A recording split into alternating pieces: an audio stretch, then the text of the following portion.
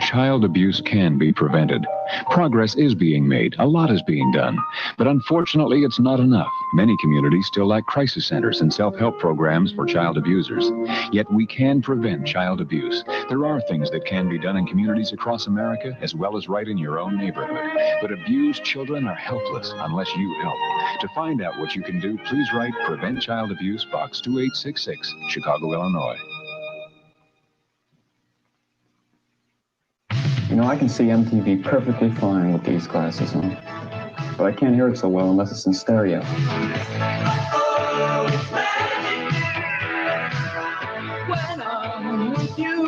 So you should get a hookup. Starting Friday night, the Women in Rock and Roll Weekend. Reports and conversations every hour in music news.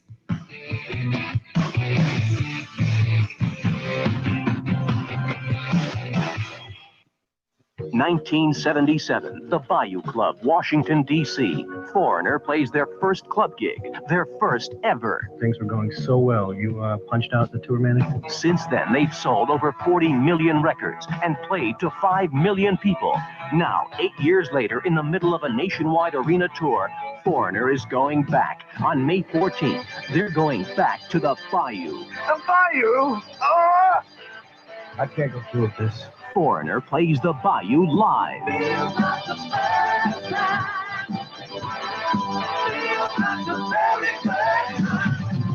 It's Foreigners Feels Like the First Time concert, and MTV is booking your ticket. The grand prize winner and a guest will be flown into the special concert, then take off with the band for a week in Europe. The grand prize also includes $1,000 in spending money, a wardrobe from Merry Go Round, a truckload of Coke and Sprite, and a mountain of Bonkers fruit candy. 4 first prize winners will be flown in to see the show in D.C. and take home a piece of the band, the equipment that is.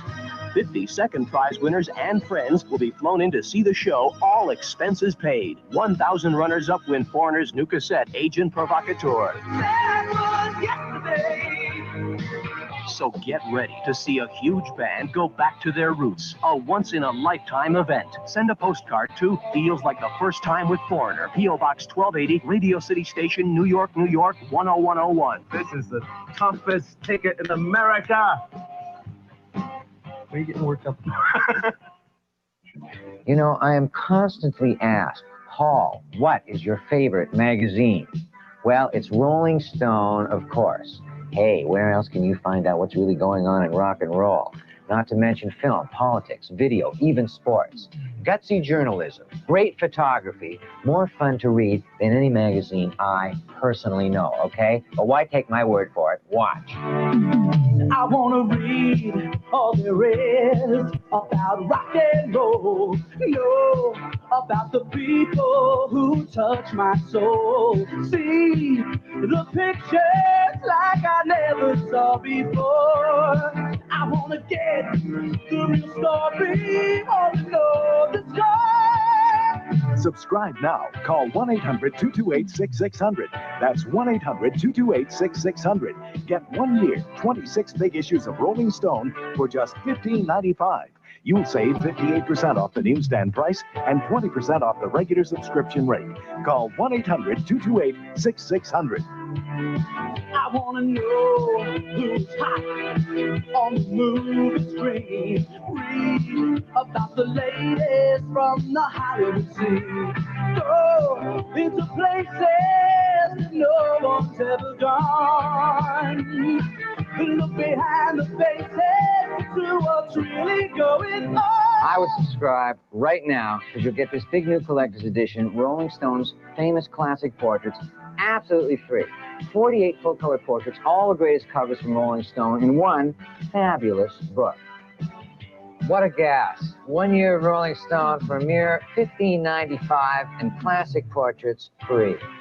So just call this number on the telephone and get your subscription to Rolling Stone. Call now.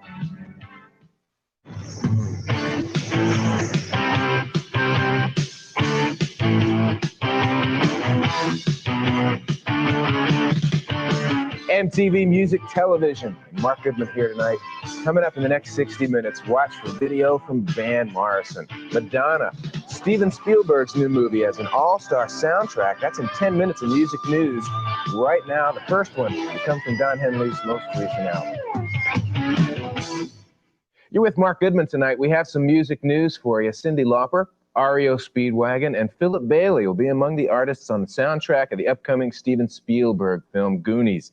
Also on the LP, Tina Marie, Luther Vandross, the Bangles, Face-to-Face singer Laurie Sargent, and Arthur Baker, who is recording under the name Goon Squad. Cyndi Lauper wrote and produced the title track, The Goonies Are Good Enough, herself, and is executive producer of the Bangles track. The soundtrack LP will be released the first week of June, just a few days before the film arrives in theaters. The title single will be out on May 6th. Van Morrison will make a rare concert appearance tonight at the Great American Music Hall in San Francisco. The concert was set up just a few days ago. Word has it that Van may be touring the U.S. this summer. If so, it'll be his first U.S. tour since 1978. We have some tour dates now for U2. We just saw the video. It's the Unforgettable Fire 84-85 tour, MTV Presents, and Lone Justice opening up. Now, I mentioned Van perhaps going out on tour. He's always been a little self-conscious on stage. You can see that here, but the amazing Van Morrison sort of mystique and some amazing working out with that band. Brand new Van Morrison video, Tour Down a la Rimbaud, 5 minutes away. Monday, sunshine, mostly clear and breezy. Tomorrow, mostly sunny, still. You want every day to be your best. So does Esquire magazine. That's why every issue brings you the information you need to stay on the leading edge. Esquire helps you look your best with meaningful fashion reports that provide up-to-date information on wardrobe, grooming, and style. Esquire helps you get more out of your personal relationships with fascinating insights into the changing roles of men and women and how they'll affect you. Esquire helps you make the most of every minute with technology updates that let you capitalize on the time-saving revolution. Esquire helps give you an edge in business, from making the best investments to making the right career moves. Every month, there's more for you in Esquire. We'll even give you more savings if you call now. We'll send you a year of Esquire, 12 issues for only $11.95. That's a 60% savings off the regular cover price and $5.99 less than the basic subscription rate. No one gives you more than Esquire. For example, we'll help you keep fit with executive health updates, workouts, and a free copy of this important guide, A Man's Body, if you call now. A Man's Body tells you how to keep in top shape now and for years to come, reveals what women really think about men's bodies, and much more. Available only from Esquire. It's free with your paid subscription. Esquire opens your eyes to the mind of America with award-winning fiction, plus articles on film, the arts, and ideas that keep you on the leading edge of culture. So if you want to make the most of your career, your relationships, your money, your leisure pursuits, give yourself an edge and call this number now. Save 60% on a year's subscription to Esquire and get a free copy of A Man's Body. Esquire, your edge.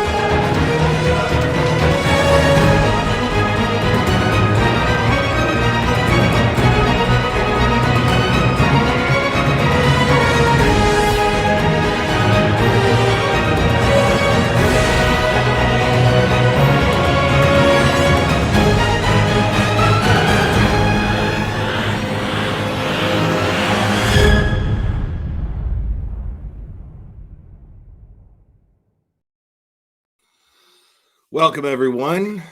I know it's late. I get it. So I know the majority of people that I'm speaking to right now are replay people. Grateful that you're catching the replay. Thank you for that.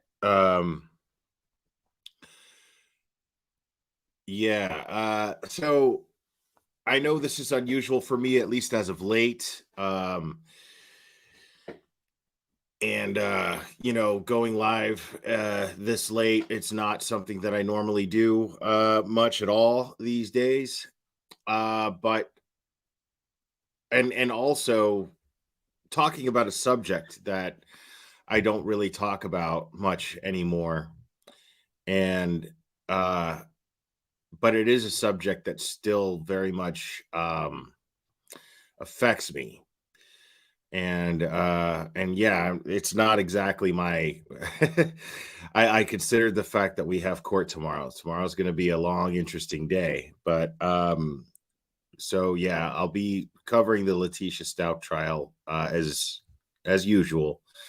But I just, after it started off watching a little bit of Alex Erickson's live earlier today, and then I saw a little bit of the lab, and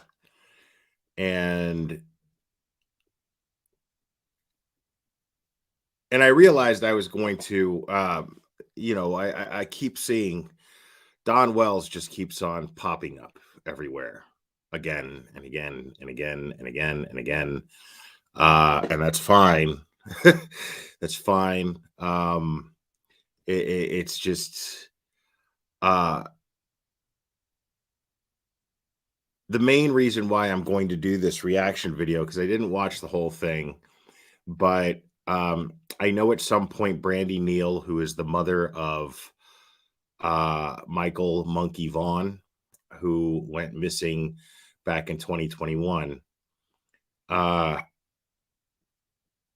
And I'm going to be very honest with you guys. That's not a case that I covered.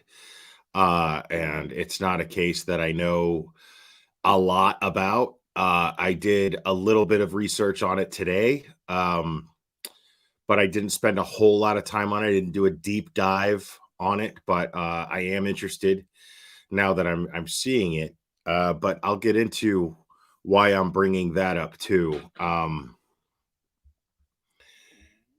So let me just get right into. So what happened, I guess it was last night at some point, maybe. Don Wells called into the lab and spoke to the host, Josh. I'm not a fan of the lab, if I'm being completely honest. I'm going to be fair here, because I don't really think that my gripe is exactly with him just yet. And it's not with Don. It's definitely not with Brandi. But yeah, I have some thoughts. And yeah, let's just get into it. Why don't we just do that?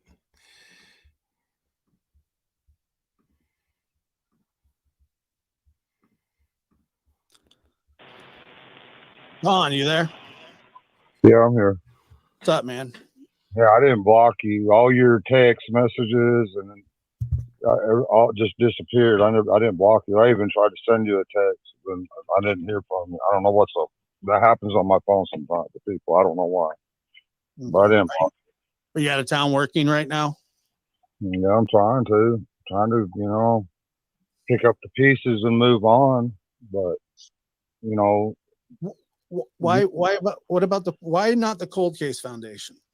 Well, why do you call them a joke? Why'd you do that? I didn't realize I called them a joke. You wrote it and okay, so let me give you guys a little heads up for those of you who don't know. Okay, the Cold Case Foundation is a group that Chris McDonough, who again is no secret that I'm not a fan of, Chris McDonough is involved directly in. And as I understand it, the big to-do here is that the Cold Case Foundation is offering help. Well, Chris McDonough is offering Don and Candace help on behalf of the Cold Case Foundation in order to find Summer Wells, who went missing in June, 2 years ago this June. So the thing about that is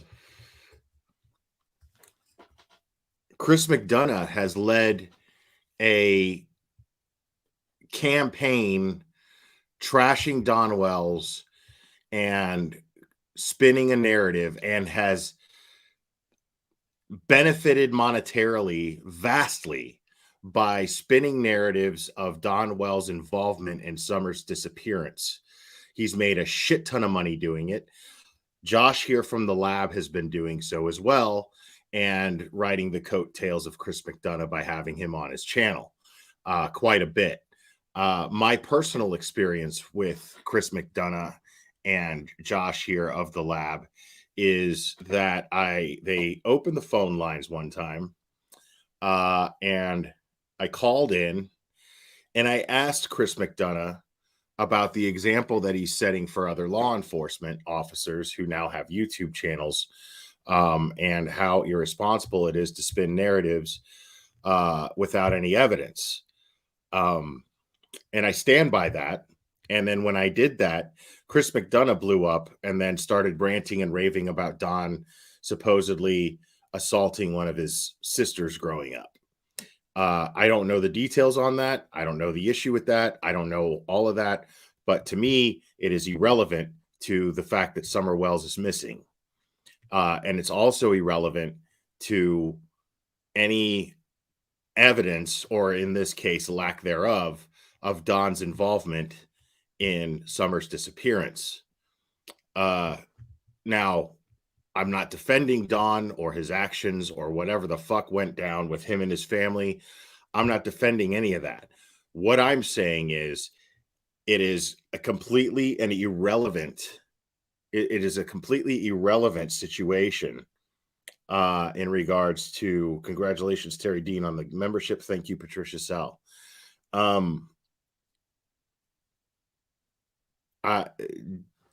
It's irrelevant.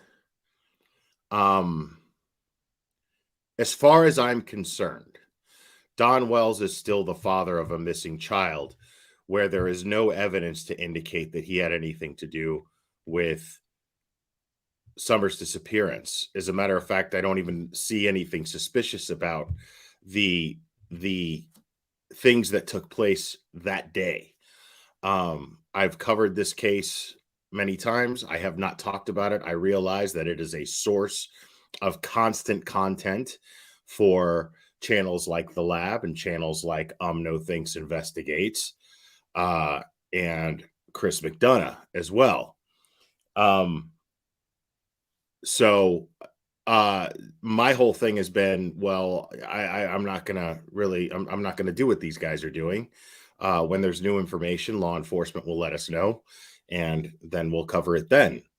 But I refuse to do what these guys are doing. Now, this is a little different, in my opinion, because a mother of another missing child interacted with Don here, and I found that to be an interesting thing. And again, I don't actually know what happened exactly. I am going to listen to it, and we're going to go over it together. It's what I've chosen to do. This is why I'm live as late as I am, because it's been on my mind all day. And that's why I'm live right now, is because I just need to know what took place between the mother of a missing child who disappeared under, from what I saw today, again, I didn't do a deep dive, but from what I saw today was the cases are extremely similar as far as the circumstances of each of their disappearances. So my curiosity just kind of took over here. PG's chat yesterday.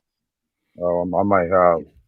Well, after everything we've been through, we turned to YouTubers for help, Chris McDonough, and look what's happened to us. This isn't help. that you guys have all. I mean, hell, they come out to my job site protests and on and on and on. It never ends, ever ends. How is that helping Summer? Don't you think we should be sick of all this shit by now after 2 freaking years? I can't blame Don for feeling the way that he does, and he sounds perfectly coherent. He just sounds angry, but rightfully so. His daughter's missing. He's reached out to YouTubers for help. He keeps seeking. It seems like Don. The pattern with Don seems to be that every time he trusts a YouTuber, he ends up being let down because, surprise, surprise, these are YouTubers who turn out to be in this for themselves, who don't care about finding Summer, because if they did, they would just let law enforcement do what they do and let them do their jobs.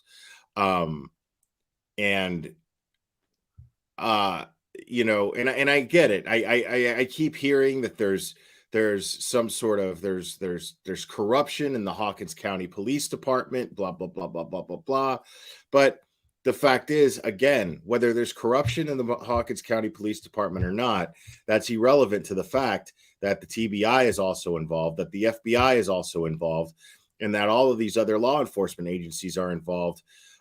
So I feel pretty safe about the fact that since they're involved, they're going to make sure that no shady shit is going on with the Hawkins County Sheriff's Department when it comes to this case.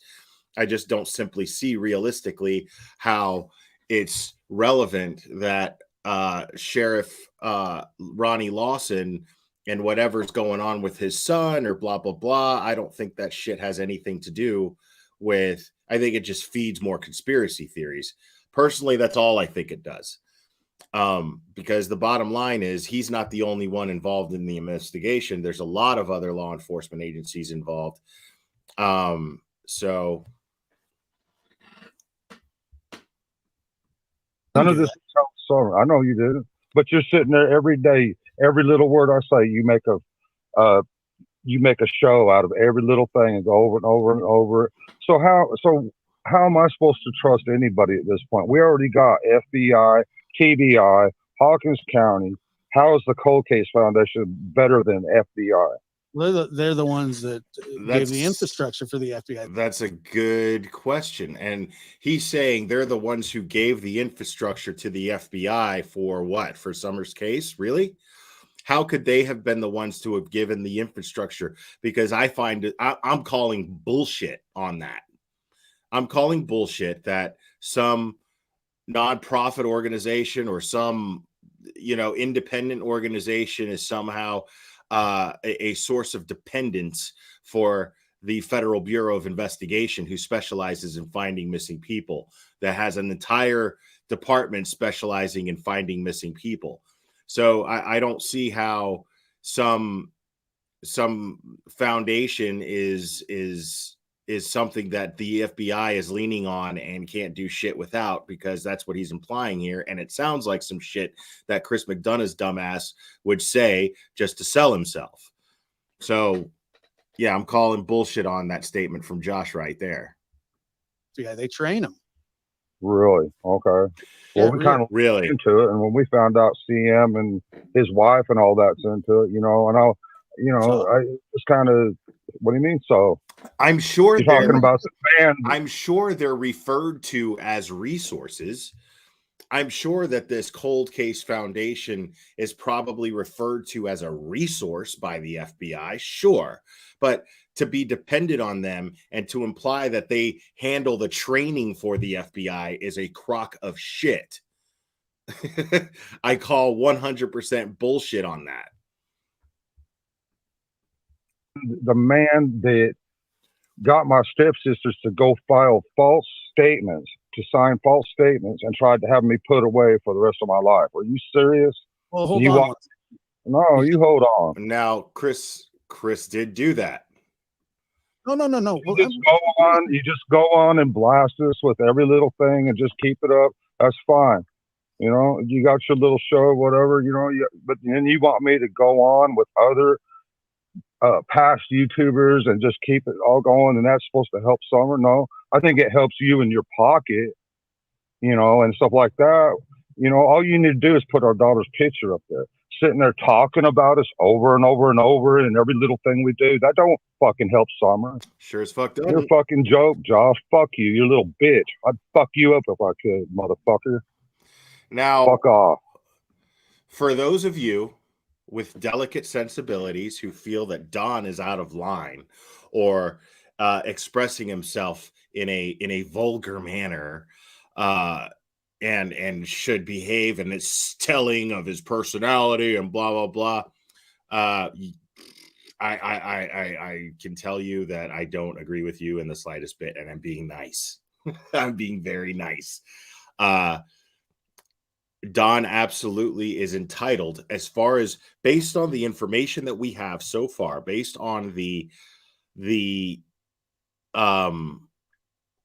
lack of evidence against him. Based on that, I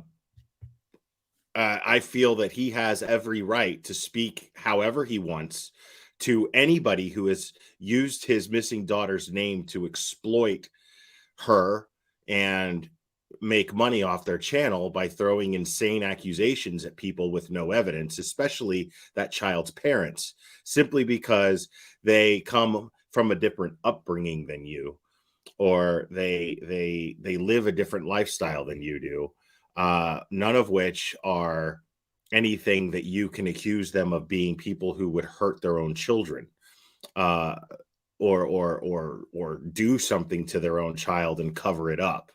Nothing indicates that to me. So I don't blame Don for doing what he's doing. Now, personally, my opinion is that he should just tell all of the YouTubers to just fuck off and not even discuss this with any YouTuber. YouTube has done nothing to help the Summer Wells case. Now, I think that YouTube has done things to help other cases, but I think it's done just as much damage to as many cases as it's done, if not more.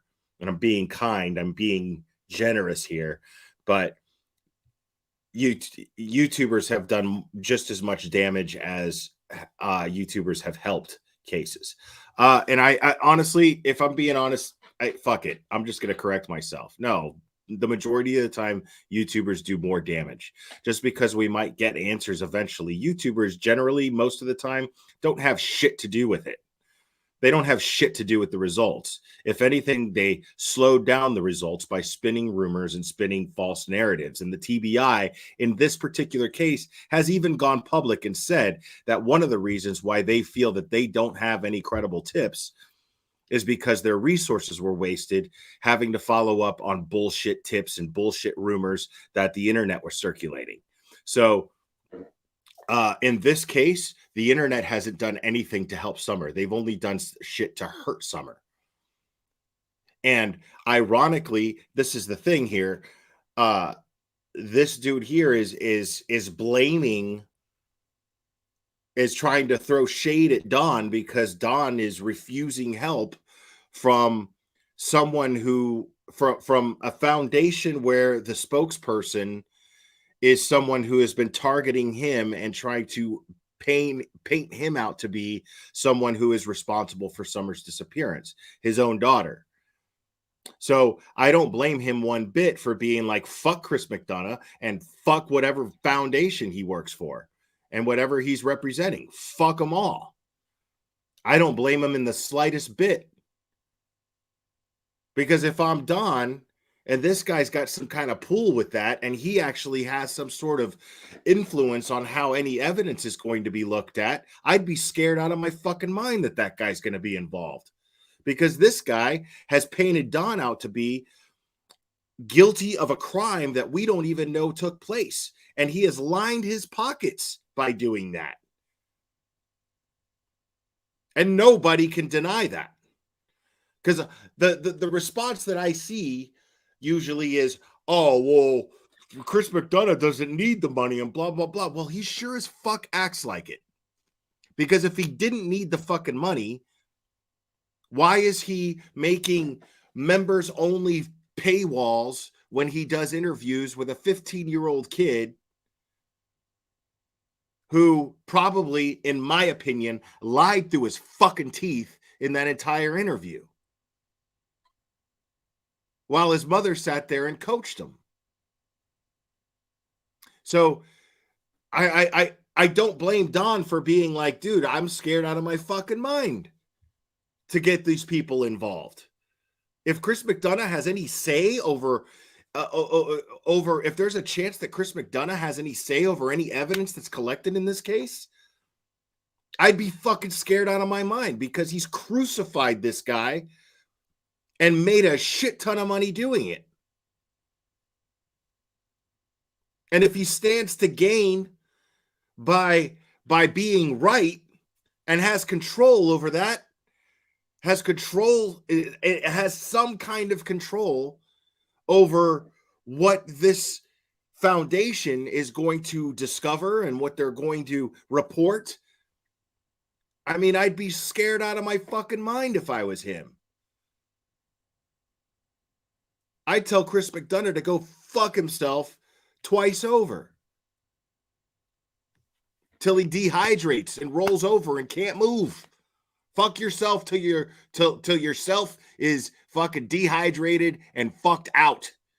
Like, I can't even express in words how I would be telling Chris McDonough to go fuck himself if I was Don Wells. I can't.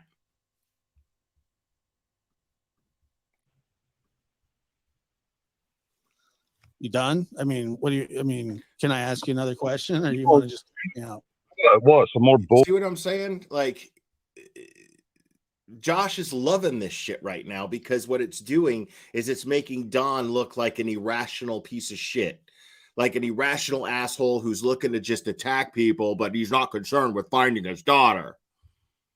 But look who he's talking to. He has earned every right to say every word that he's saying to this guy. Bullshit. How is any of this open summer? You just fucking ruin our lives over and over. Put us down constantly. None of this shit helps my daughter. Yeah, right. Well, it helps you. You look like a big shot in your big show. Like man, whatever, dude. You're no friend whatsoever. Go back to fucking, putting us down and destroying our lives like you fucking psycho YouTubers do. Whatever, man. We're trying to build our lives back. We're trying to do what we can. But you guys just don't stop. And then you want us to continue on the Cold Case Foundation, which is CM, a YouTuber. So what? What the hell are you guys trying to do? We ain't ruined our lives enough. How did we ruin your life? Oh, hell, you sit there and talk about me day after day, every fucking day, every fucking show you got. Come on. Now imagine you're the father of a missing little girl. Okay? Or a missing little boy, whatever. Imagine you're the father of a missing child. Cadillac, thank you so much. I appreciate that. Imagine you're the father of a missing child, and you're not really familiar with how the internet really works. You just know it's out there, and someone tells you that it could be a great tool in finding your daughter. You can get on a bunch of different YouTube channels and you can just spread information about your kid, right? Lisa Maxwell gifted 5 memberships. Thank you so much. I'm not going to go through them all right now because I want to just stay on track with my thoughts here, but I appreciate that. Thank you so much. So congrats to all you guys who got memberships. But thank you, Lisa Maxwell. Imagine you're Don, imagine you're the father of a missing kid, and you don't know really how the internet works. You're just thinking in terms of anything to get my daughter's name out there, anything to do that, whatever it takes. I'll go on every YouTube channel. I'll go on every TV interview, whatever it takes. Think what you want of me. I don't care. And then someone reaches out to you. He says, I'm a former law enforcement agent. I've helped train FBI guys, blah, blah, blah. And I have a YouTube channel. And what I want to do is I want to get your story and I want to help you, blah, blah, blah. Now, here's the thing. Why would Don do that? Why would Don allow himself to get close to a guy like Chris McDonough, who has all of this experience in law enforcement, if he had something to hide? Because that doesn't add up to me. If he had something to hide, because Don doesn't come off like the kind of guy, he's no Letitia Stout to me at all. This is not a guy who thinks that he's smarter than everybody else and he's pulling one over on the whole world. This is not the MO that I'm seeing here. Thank you, Patricia Sell, for gifting that membership to River Queen. Appreciate it.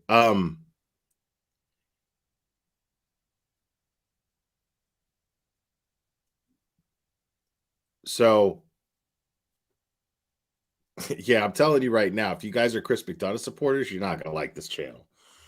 I'm telling you right now.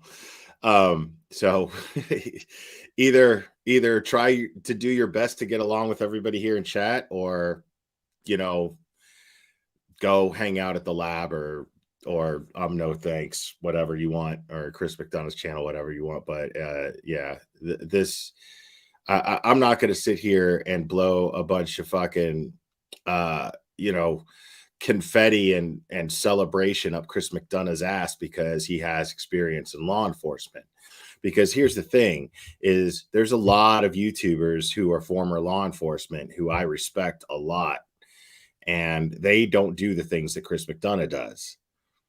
So don't tell me that just because he's law enforcement or he has experience in law enforcement that somehow or another it makes him credible. How you conduct yourself as a YouTuber having experience in law enforcement, to me, is what makes you credible as a YouTuber who has experience in law enforcement. No other way. So how you conduct yourself matters. And the way Chris McDonough handled this was he did the opposite of what you think a law enforcement agent would do. He did what somebody like Molly Golightly would do, and use their status and use their platform to spin a narrative that he knows is going to get him more clicks and views. That's all he did. Because you would think that somebody with experience in law enforcement would be focused on the facts and would be focused on the evidence and would acknowledge the fact that there is no evidence and guide his audience into understanding, hey, listen, this is not evidence. Now, I can understand him even saying, listen, I got a gut feeling. I still think that's shitty, but I can understand him at least going, I've got a gut feeling. As a former law enforcement agent, understand there is no evidence against this guy. But he's not doing that. He's making it seem like there's this case in law enforcement, you know, blah, blah, blah. It's just a question of proving that. We just have to prove it. Like, no, dude. I'm sorry, man.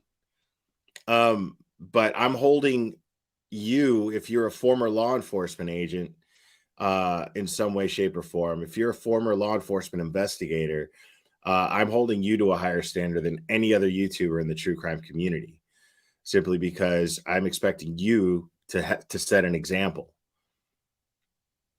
I'm expecting you to because I think it's really funny, because what I confronted Chris McDonough with, this is what made him really mad.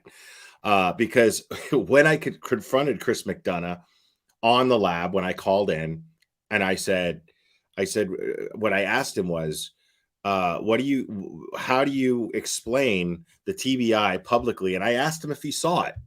And I said, how do you explain the TBI going public and saying that it's because of rumors and speculation that they are unable to follow any solid leads? They publicly said this. And he was like, yeah, I saw that. And I was like, don't you think that you're the biggest part of that problem? Because make no mistake, as far as YouTubers go, in the Summer Wells case, Chris McDonough, to me, is the biggest part of that problem. Because people rely on his expertise. People rely on his experience. People rely on his insight. And yet here he is spinning all these false narratives and rumors.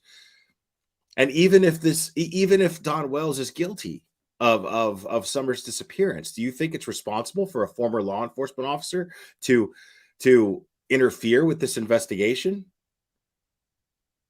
Because I'm telling you right now, all of the credible former law enforcement agents that I follow on YouTube, they know better. They're not gonna get involved directly in a case. They know that they're not tasked with the responsibility, and there are other law enforcement agents that are, and they have it. They're the ones who have access to the evidence. They're the ones who have access to all of the facts, and they're trained, experienced investigators. And the only thing that they can offer is a little insight based on their own experience. But they're not allowed to be they're not allowed to be privy to the facts of an open investigation when those facts are not to be shared, even if they are former law enforcement. Why? Because they're not currently law enforcement, and they're not law enforcement agents that are assigned to the case.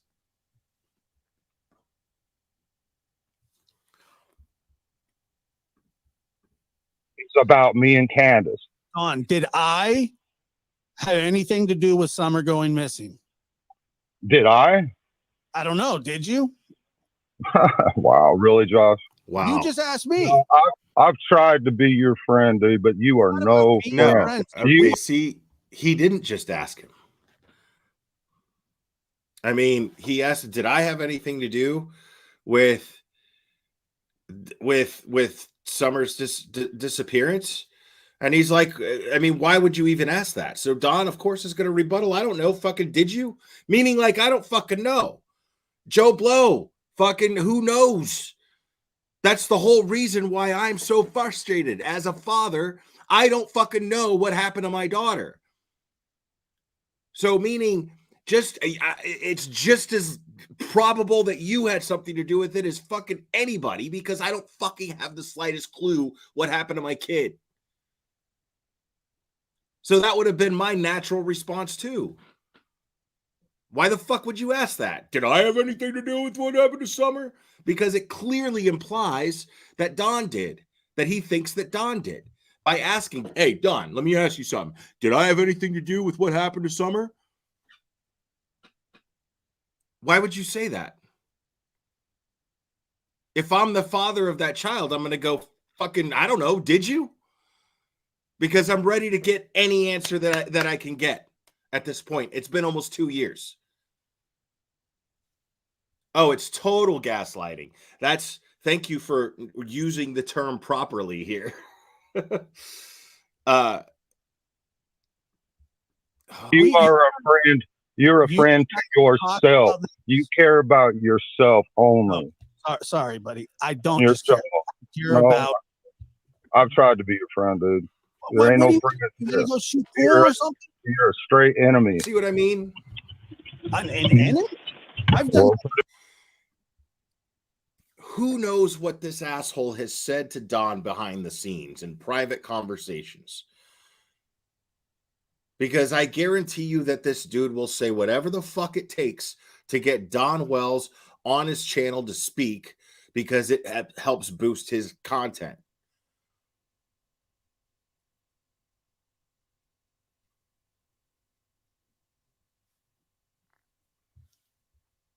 Patricia Sell, thank you so much.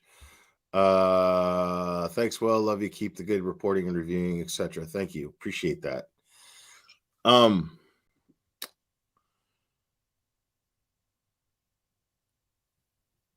mean, yeah, I'm gonna get defensive because it was a clear implication just by the way he asked it, and even asking it at all. Hey, did I have anything to do with Summer's disappearance? Well, why the fuck are you even bringing that up? I don't know. Fucking did you? I would have responded the same way. You proved that. You proved that.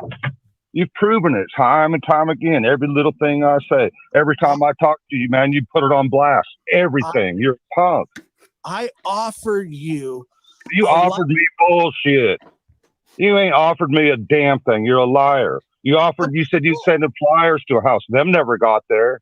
What about that? Home, Don.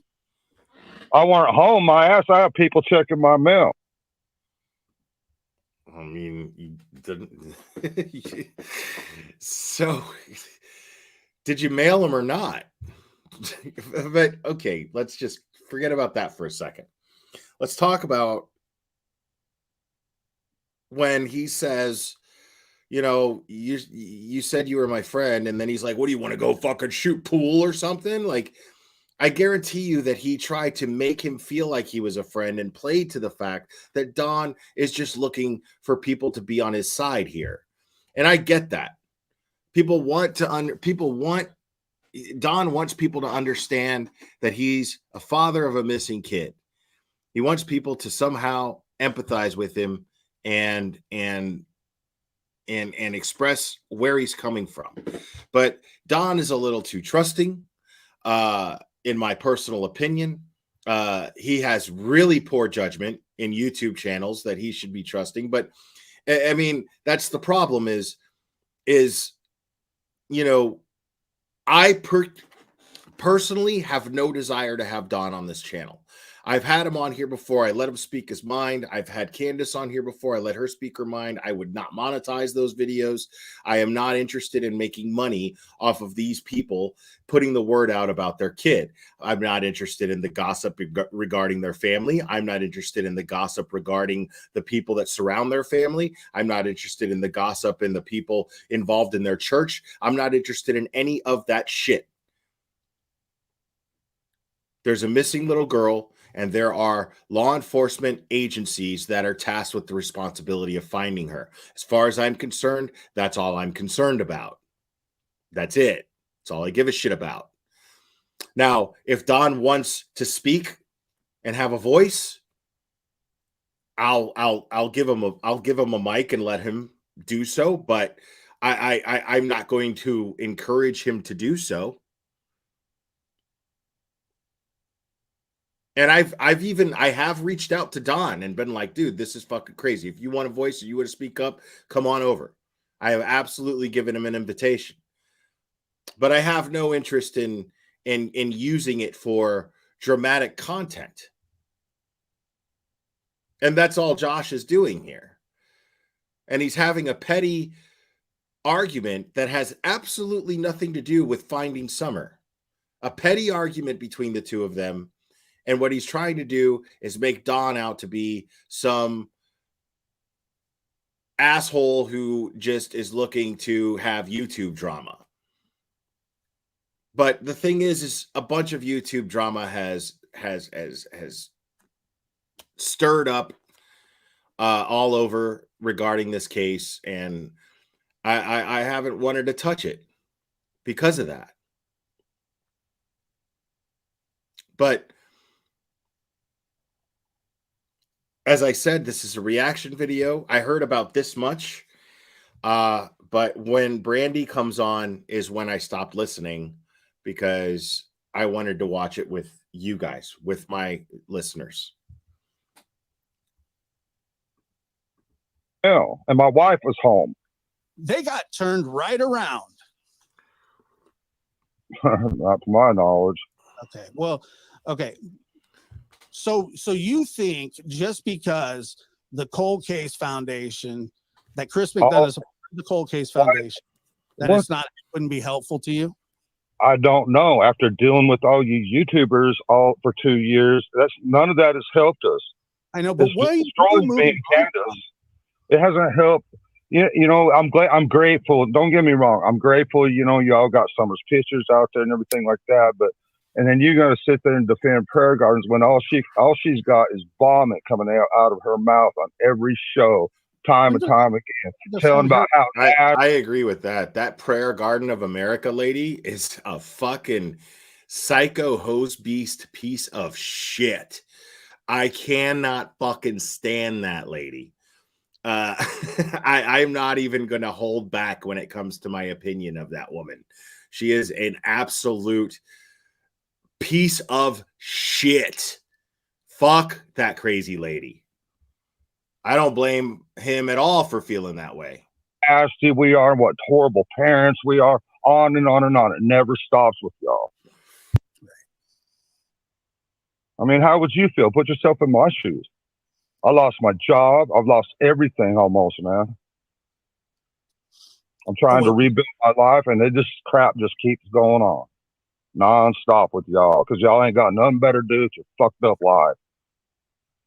Right, and thanks to channels like thanks to channels like The Lab and Chris McDonough, it also inspired insane, stupid, crazy YouTubers and these people's bullshit and the lies that they fucking decided to spin, and the drama that they decided to spin, because it caused a bunch of YouTubers who actually don't pay attention to the facts, who actually don't do any real research and actually rely on stupid fucking YouTubers for their information, ended up teaming up and going out there and yelling through a bullhorn at his job and getting him fired. Both him and the mother of Summer Wells, Candace Bly, getting them fired from their job based on nothing, accusing them of murder.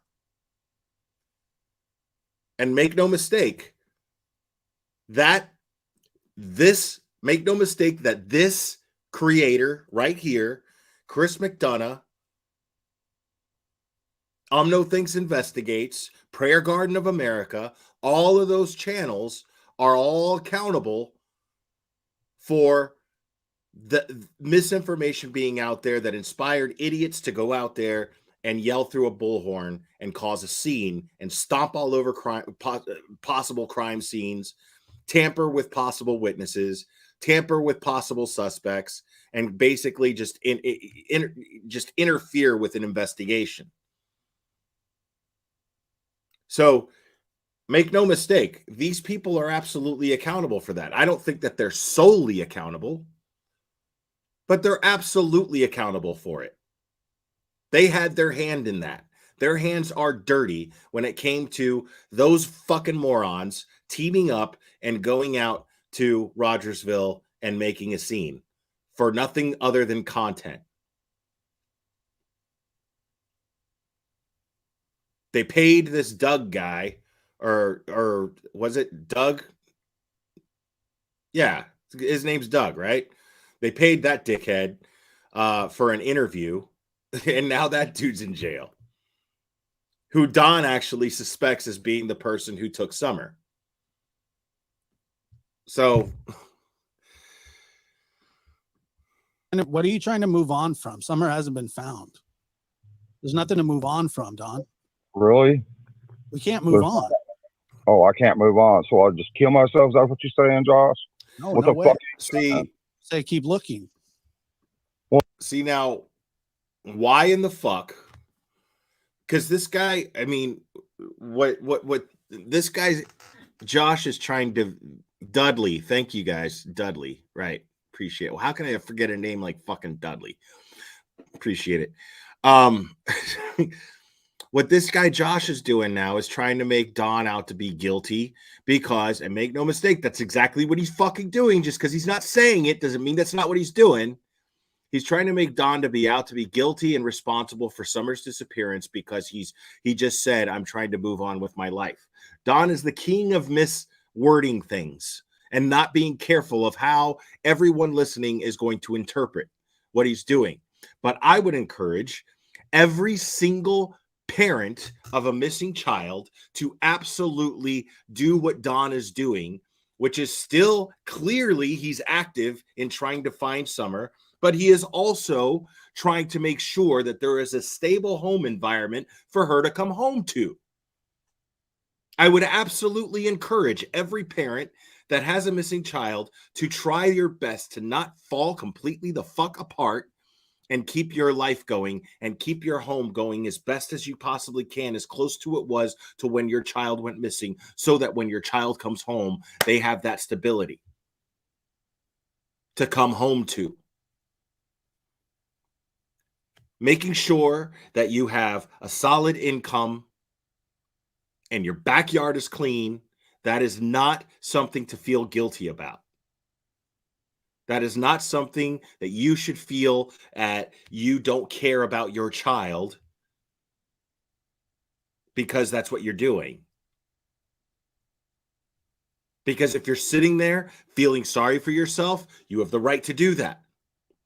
You have the right to sit there, ball up in a corner, sit in a corner and cry and moan all you want. You have the right to do that.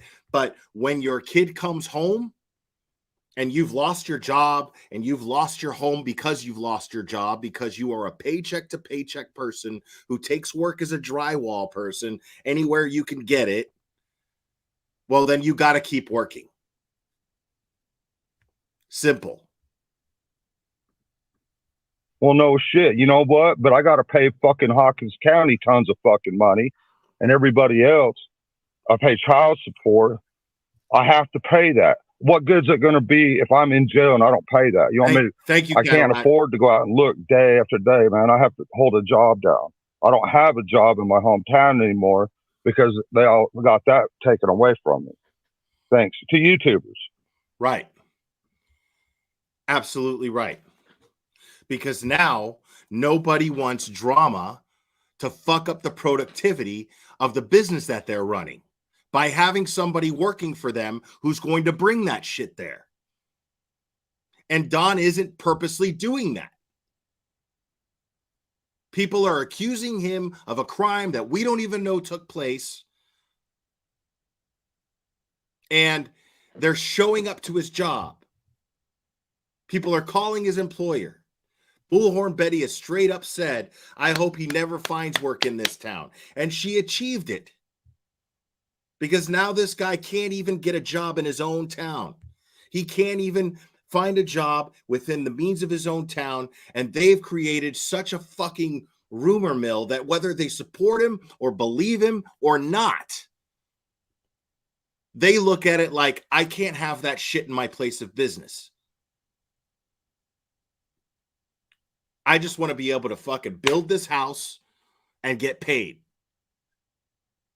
And if a guy who does drywall, who is a dime a dozen, is going to bring some shit that's going to fuck up the productivity of me being able to meet a quota and deliver what people are paying my company for, well, then I can't have somebody like that employed in my company. So I can't blame them. I'm not mad at the people in that town. Don's not mad at the people in his town. He's mad at the fucking YouTubers who fucked it up for him.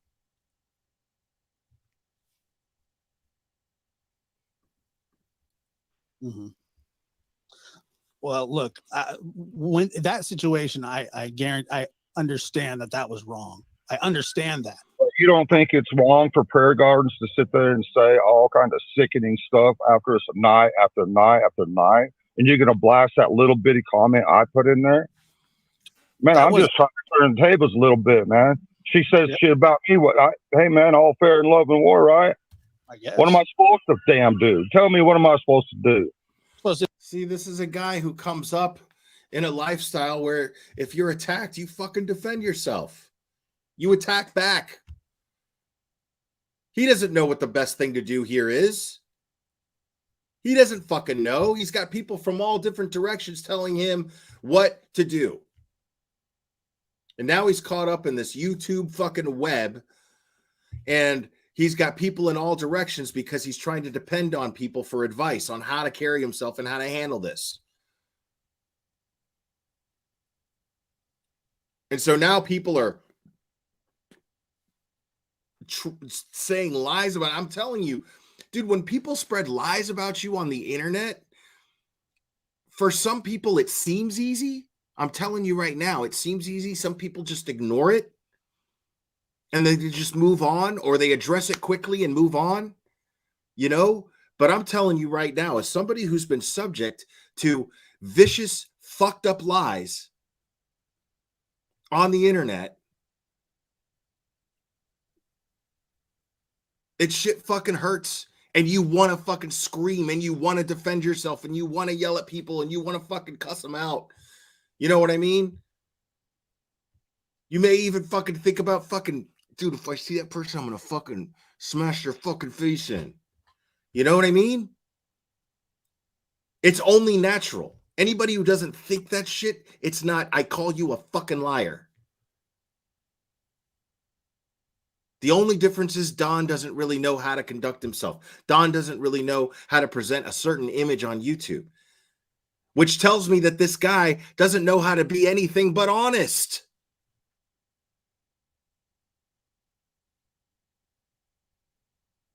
Hell, everything that this guy has been trashed for has been something that he said, because he goes on too many fucking YouTube channels and talks. But everything that this guy's been criticized for has been stuff that has been based on things that he said that have nothing to do with Summer. Dude, that time, I keep interrupting myself, but that time that I was on the lab and I called in, this is why I don't like this motherfucker. And like, I already didn't like Chris McDonough, but the reason why I don't like this motherfucker is because I called in and I was like, what did you think about that, Chris McDonough? That the TBI said, don't you think that you're a major contributing factor to what the TBI was saying was why they don't have any credible leads, any credible tips? And then he was like, let me ask you something. What about the fact that John said this and this about his sister and blah, blah, blah, blah? I'm like, that's fucking apples and oranges, man. That shit has nothing to do with nothing. What are you talking about? And then this dickhead kicked me off.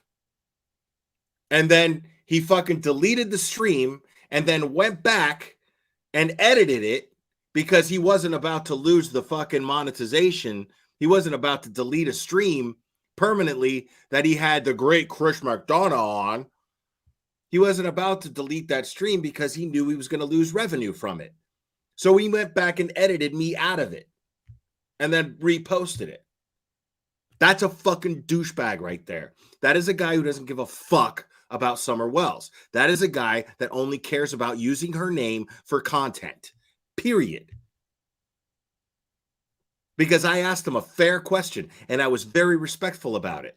And if this guy was unbiased and he had actual concern about Summer, he would have looked at that as a fair interaction. Fine. You know what? Hey. But Chris McDonough blew up and started ranting and raving and got all defensive because I asked him a very simple question. Don't you think you as a law enforcement officer, former law enforcement officer, don't you think that you have a responsibility to set an example for other YouTubers? What about this? What about if you know, what do you think about Don Wells and his sister? Blah, blah, blah, blah, blah, blah. It has nothing to do with nothing, dude.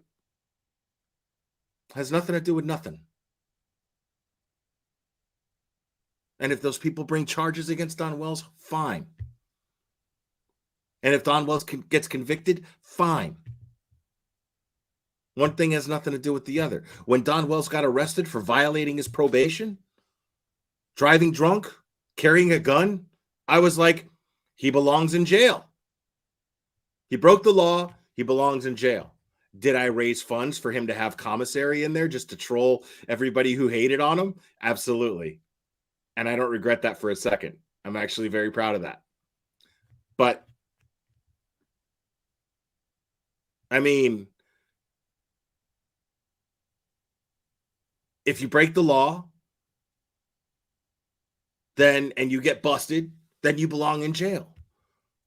I never sat here and was like, oh, you know, Don Wells doesn't belong in jail.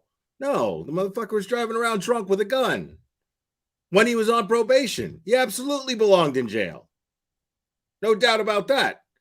But never once did Don go, oh my God, I'm innocent and blah, blah, blah. Nobody do. I'm being treated unfairly. Don never did that. He took the same accountability that people threw at him about it. Hey, man, you fucked up.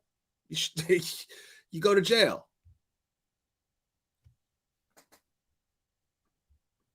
Supposed to accept help when you can.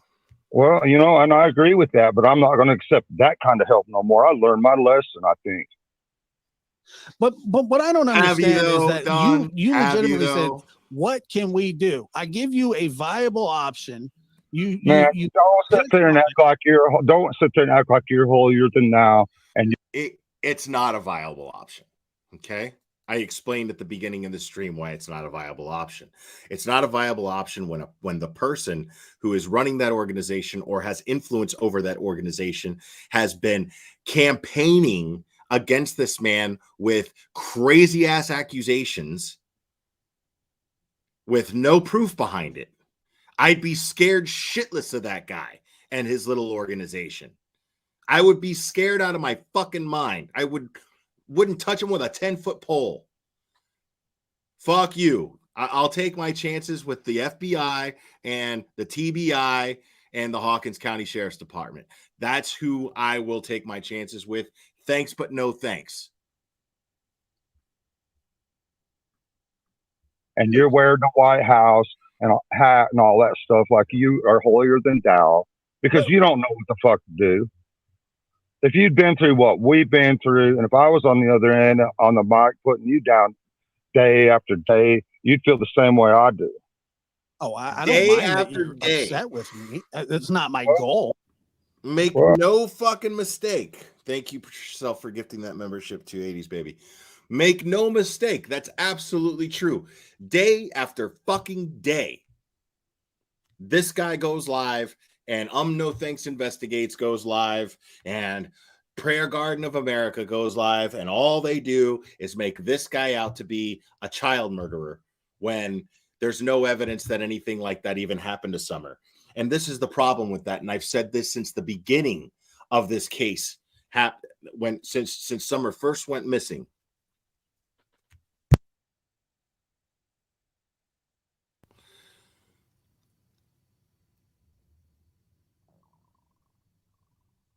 This is bad for Summer. Okay? These people every day going live, trash talking, and making all of these crazy accusations, right?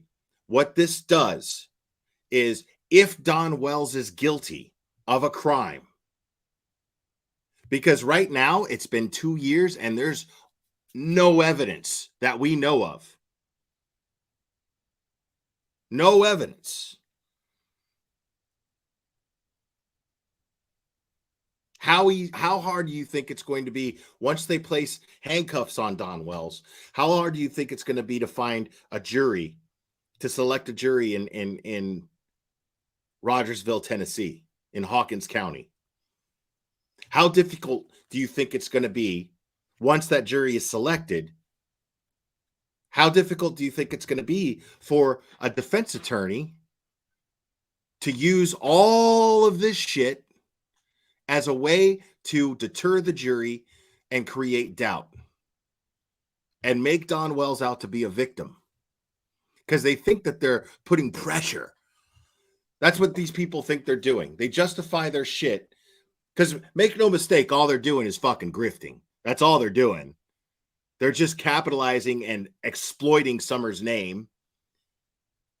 But at the end of the day, what they're doing is they're capitalizing, and what they're doing is they're damaging the chances of the prosecution of being able to present a direct case against Don Wells if he's guilty. Because this is all going to be used as smoke and mirrors for a jury. The defense is going to use all of this shit.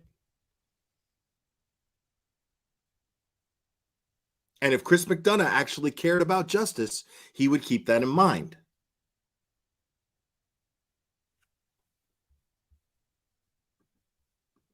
Well, I get that and I appreciate that, but I'm upset with you, because you sit there and blast every little thing. A private conversation that we're supposed to have with each other, you're going to go blast every little thing. You know, that's really backstabbing and conniving and really, frankly, fucked up, really, dude. You got problems.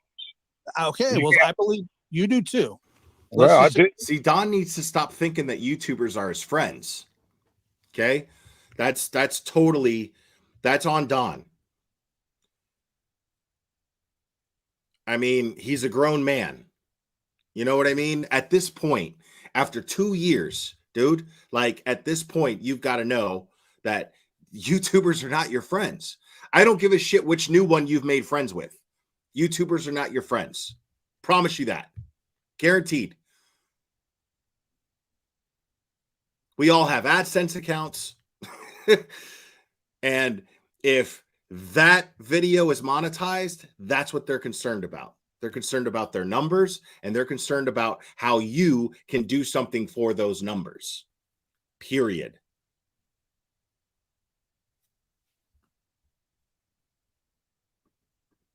I do. But you know, I don't know, man. I don't know what to say at this point. It's, you know, I've tried to get help from various people, YouTubers. I thought CM was, you know, about something and everything, and that just turned into a nightmare all the way around for the past 2 years, and it don't stop. And then you want me to go to the Cold Case Foundation, and then I find out CM and his wife's involved in it heavily. Let me tell you first of all, I know you love CM. Okay, I don't even want to go there really. Okay, I don't, you know, I don't know what to, but anyways, here's another thing. This is why I can't help but think this way. Can't help but look at motives behind not just whatever happened to Summer. I can't think about motive, what happened to Summer, because I don't fucking know. I don't know those people. I don't know anything about them. I can talk about motive as far as what Don wants out of all of this based on what I'm observing. And what Don is doing here, Don is naive enough to think that Josh is his friend, even though Chris McDonough is his enemy. And even though Chris McDonough has been going on the lab, but he still thinks, based on whatever private conversations he's been having with Josh behind the scenes, that Josh is his friend. Regardless of the fact that Chris McDonough, I mean, any person with common sense would be like, this guy is fucking using me. He's buddies with Chris McDonough. He's using me to have private conversations so that he can have content and he can spin his narrative some more. Now, if Don Wells was guilty of a crime and had something to hide, why in the fuck would he trust a guy like Josh? If Don Wells was such a criminal mastermind to have gotten away with the perfect crime, because make no fucking mistake, people, if Summer Wells is still missing after almost 2 years this June, and there's not one shred of evidence as to what happened to her, that's the perfect crime. Okay? Now, why in the fuck would Don Wells, as naive as he is, sitting here thinking that he can sway the opinions of Josh here from the lab, even though Josh is his buddy Josh is buddies with Chris McDonough, he still thinks that somebody's trying to help find his daughter? Because I promise you, I haven't heard their private conversations, but I'll bet you $1 million fucking dollars that when they're talking in private, Josh is saying things like, I care about Summer. I want to find Summer. All I care about is finding Summer. I want to help you find Summer. He's pouring that magical sugar into his ears. Telling you. And then turns around and uses his private conversations when he confides in him about personal things in his life, and he uses it for content. And he's that naive. He's that naive to trust this guy after 2 fucking years still trusting YouTubers to be his buddy. This guy committed the perfect fucking crime? This is all some genius act? This guy's Kaiser Soseing the fuck out of everybody on YouTube, making him think that he's got a limp when he doesn't? And that limp being a lack of intelligence? Sorry, and I'm not trying to insult Don, but this is not the behavior of a mastermind criminal. This is the behavior of a guy who doesn't even have enough common sense to know who his friends are and who can hurt him and who can help him. but he managed to, thank you, Desert Sky. I appreciate that. He managed to fool everyone. He managed to get rid of Summer without a trace, without ever slipping up, talking as much as he has on every fucking YouTube channel known to man covering this case. And he's managed to fool everybody and never slip. Never fuck up. Other than some other irrelevant shit.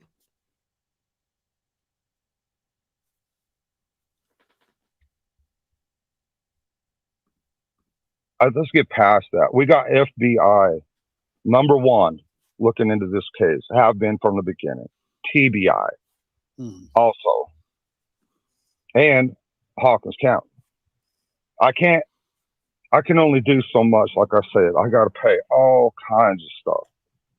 And as far as, y'all say Candace gets all kinds of money, blah, blah, man, she might have got a little bit here and there, but nothing great, nothing, everything gets twisted so bad, but that don't mean nothing. But that's why, okay, I'm going through what I'm going through.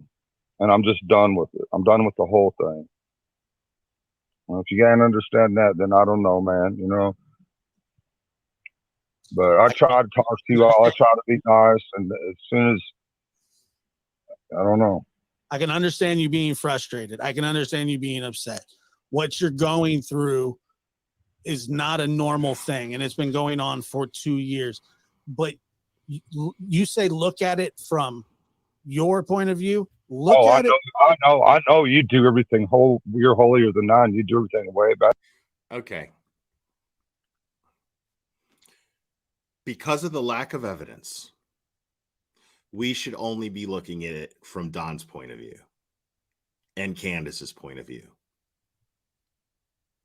Because as far as I'm concerned, since there is a lack of any evidence to incriminate either one of them in Summer's disappearance, then they are, by default, grieving, worried parents. Period.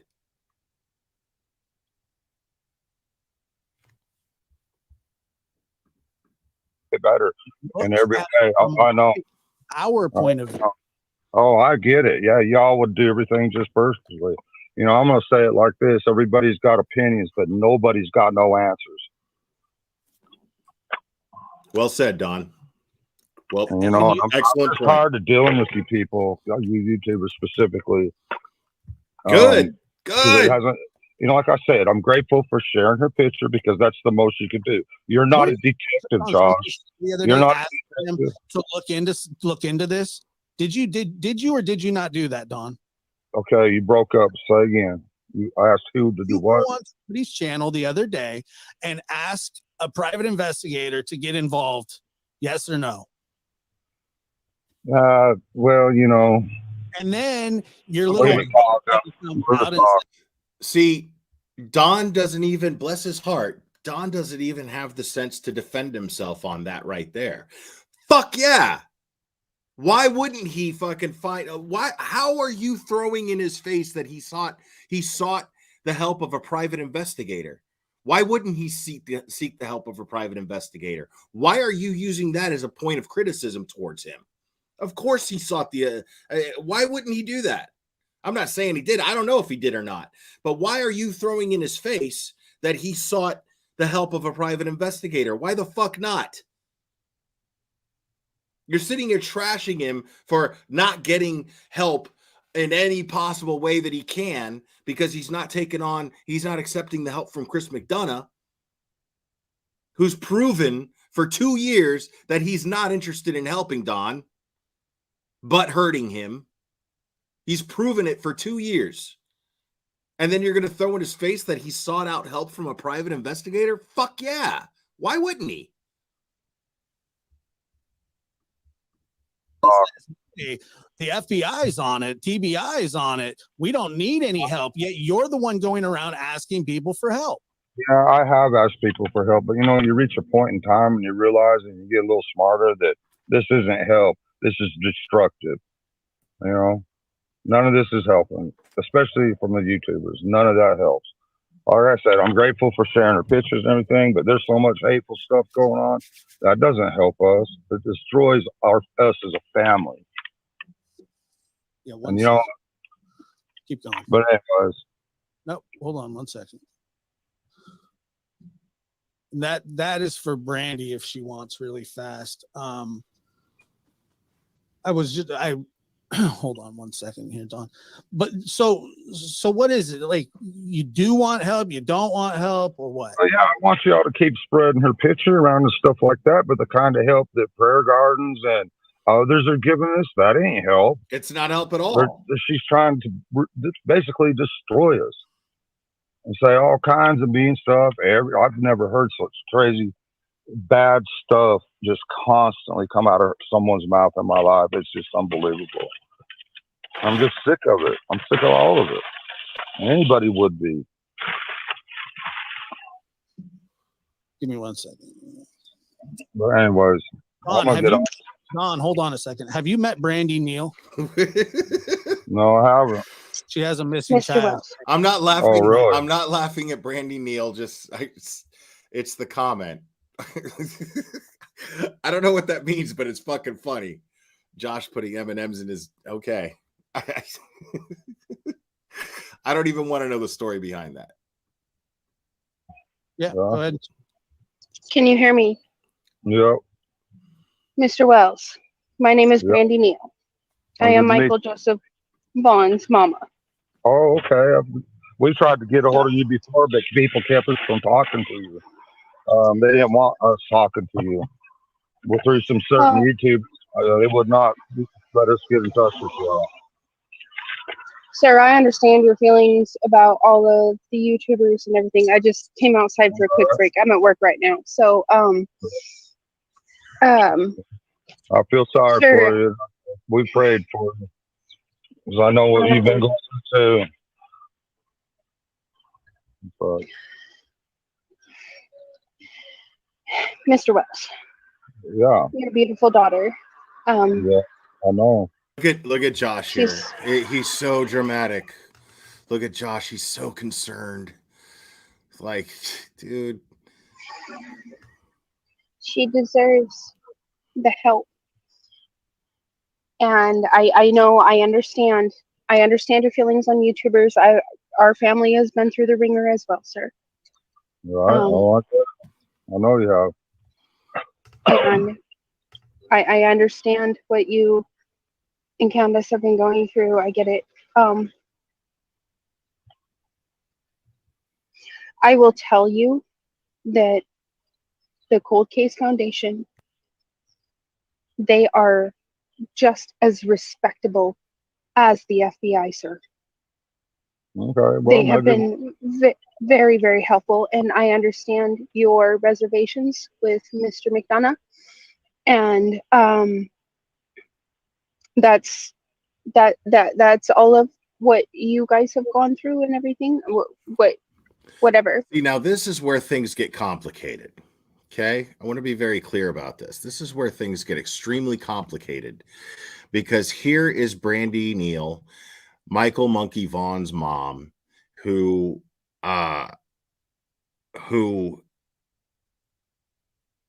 son went missing close to the same time as Summer, and very, very similar circumstances as well. And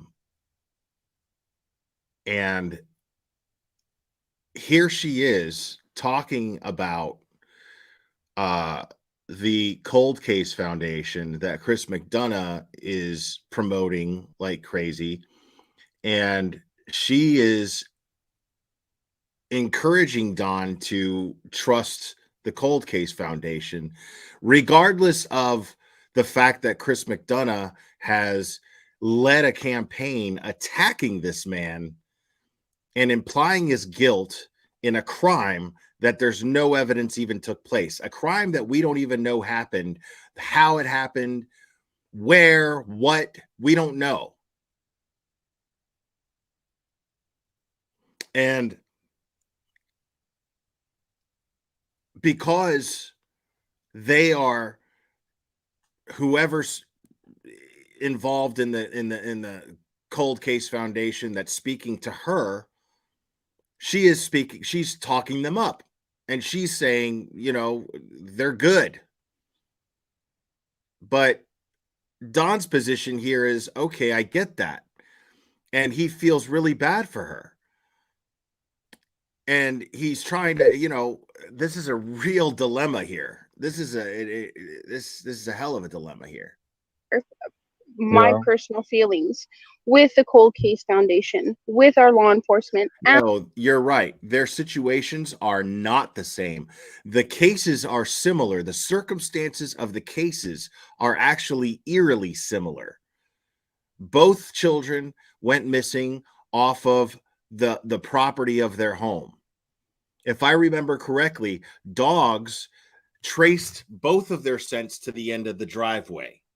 The only difference is neighbors reported to Brandi that they saw Michael speaking to them, said that he said hello to them or whatever, and then somehow after that, this poor child disappeared. He was sitting on the couch playing Nintendo. Dad went to the other room to check on little sister and to order pizza. And then when he came back, Michael was gone. That's how I understand it to be. Now, again, I have not taken a deep dive into this case. This is just the basics that I have come to understand of the case. But to me, that's very similar to Summers' case. And the FBI, the Idaho State Police. Right. They have been helpful, sir. Okay. I promise you. Right. Monkey has been missing 641 days. Yeah. And we're getting answers. As horrible as they are and as slow as they're coming, we're getting answers. Right. So please, you and Miss Candace, please consider. And I noticed another thing happening because I was in Alex's chat when she was playing this, and that's when I logged off. That's when I logged off, and I was like, and I started to really toss around the idea of doing this live. And people in her chat were attacking Dawn and saying Dawn doesn't even know how many days Summers has been missing. She knows every single day because she's been counting every single day. Okay. But that's not every single parent that their child goes missing. I mean, that doesn't make Dawn out to be, that's not suspicious that Dawn doesn't know every single day. But people were going, Don doesn't know how many days his daughter's been missing. This is a guy who got arrested for fucking drinking, violating probation, driving drunk, carrying a gun when he was on probation. This is not the sharpest tool in the shed. Sorry, Don. No offense if you're listening, but I mean, let's face it. This is not a guy to be expected to know every single day and how many days his daughter has gone missing. Maybe he's just focused on the fact that she's missing.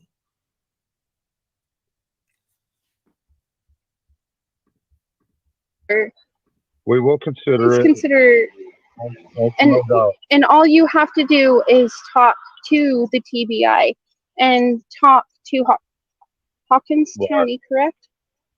Well, we can talk to them, see what they say about it, and see if they want their help or whatever. That's no problem. But see, that indicates. I wouldn't leave their door. See, that right there indicates to me that Hawkins County and the TBI are supporting Don in what his decisions are as far as helping find Summer. Because he's like, well, we can talk to them and see if they want the help and blah, blah, blah.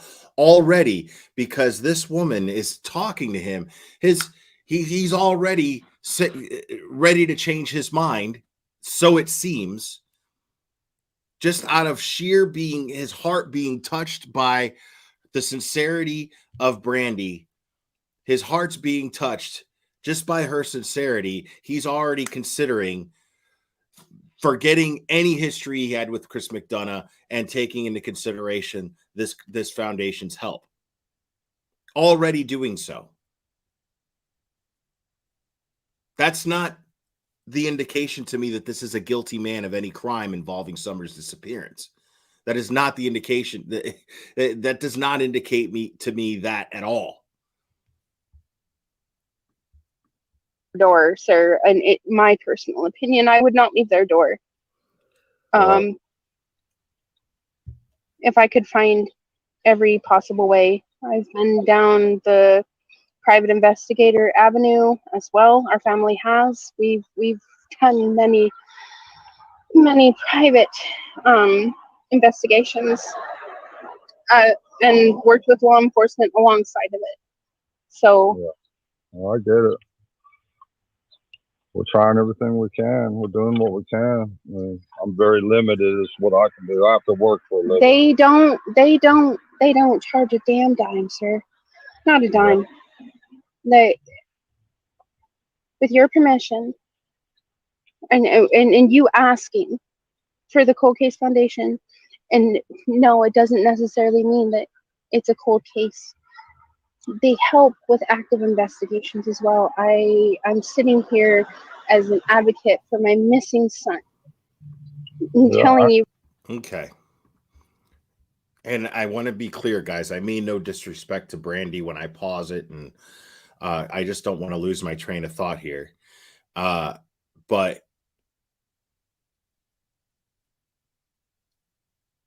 I don't know enough about the Cold Case Foundation. I don't know to what degree they've been help to Brandi in finding Michael. I have no idea. I don't know. But I do know that if they are credible, if they are a credible foundation and they are being helpful, it's a bad fucking look for them to have somebody like Chris McDonough speaking for them and speaking on their behalf. It's a bad look. Because Chris McDonough, I stand by every word that I've ever said about that dude. He is an opportunistic piece of shit. I stand by that word. And I will say it again and again and again. I saw the dude. I mean, wasn't he like, what press conference was he just standing in the background? Just standing there for just wanting to be in the camera shot, like with his sunglasses on. I'm like, what the fuck's he even doing there? For what?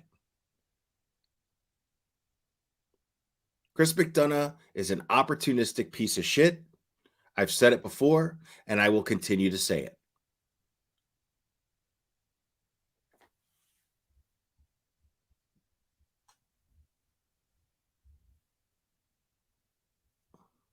Yeah, I'm not doubting that perfectly imperfect. I'm not doubting that at all. What I'm saying is it's a bad look that they have the likes of Chris McDonough speaking up for them. You right now, sir. I'm listening. And I want your daughter home. Well, I do too. So,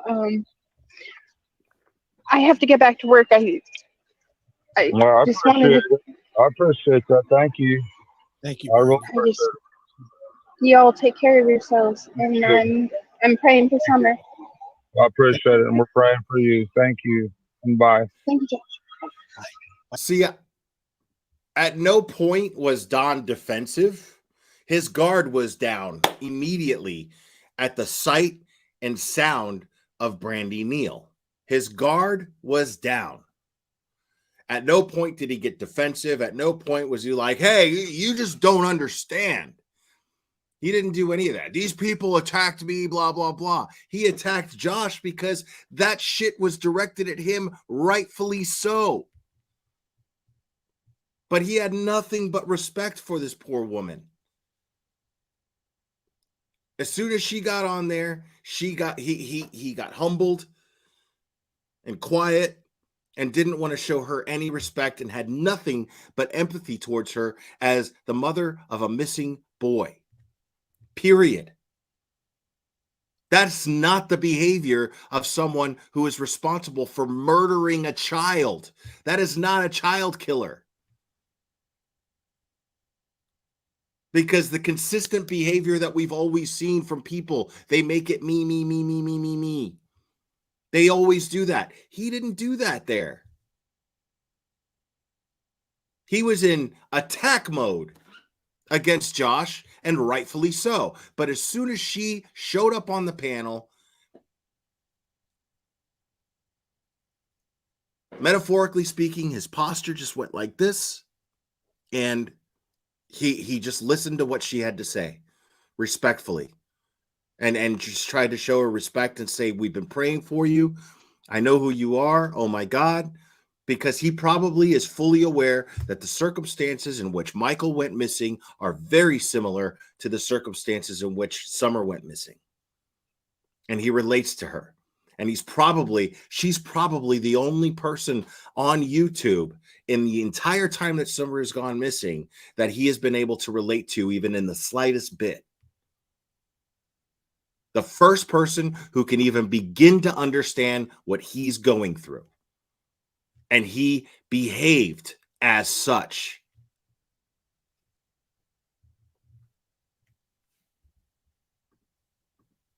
Bye, Brandi. Thank you. I mean, that's testimony. Well, yeah. I mean, Sounds that's just, I've told you this before. Well, we'll talk to TVI and the rest of them, and then we'll go from there. Okay. Fair If they enough. want, and we'll do that. Okay. Of course, we don't want to give up on our daughter, and I know, it's just the whole thing is just absolutely insane for the past 2 years. It's just been so crazy. But anyways, I don't know what to say, Josh, man. Like I said, Look at I that. tried to be your friend, but I don't know what friendship. Look at that. This guy's not worried about image. He's not worried about how people are going to look at him. He heard this woman reach out to him and say, please, at least give them a chance. Completely shifted his attitude, completely disarmed him. Disarmed him to the point to where now he's being nice to Josh.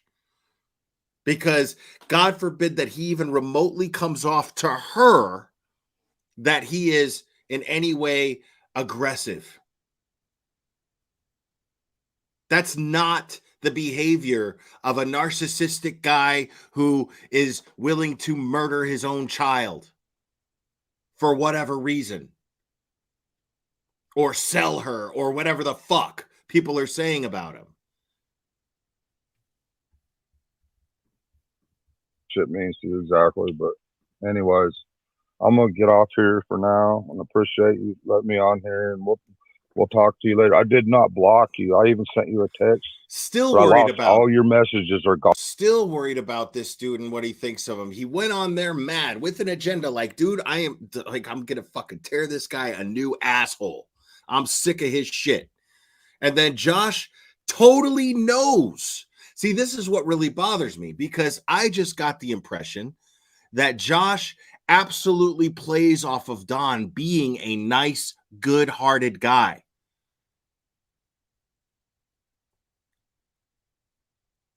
See, Patricia Sell, you're saying he caved. I don't think he caved. That's not the word I would use. He didn't cave. It's not Don's natural instinct to go off and confront somebody like that. What he did was he mustered up the fucking gumption to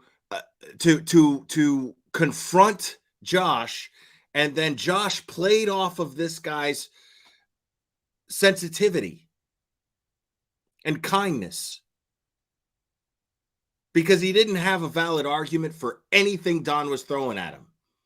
Don was making absolutely valid points going, you have used me to line your pockets. You have done nothing to help find Summer. All you've done except sharing her pictures, which I appreciate. But you have used your channel and your platform to attack me and spread lies about me, which doesn't help my daughter, who's missing for almost 2 years now. And this guy didn't have one valid rebuttal against it. And then he brings up Brandi Neal to disarm him, and it worked. Because Josh absolutely already knows that Don Wells is not the kind of guy who is malicious. He doesn't have a malicious bone in his body, clearly.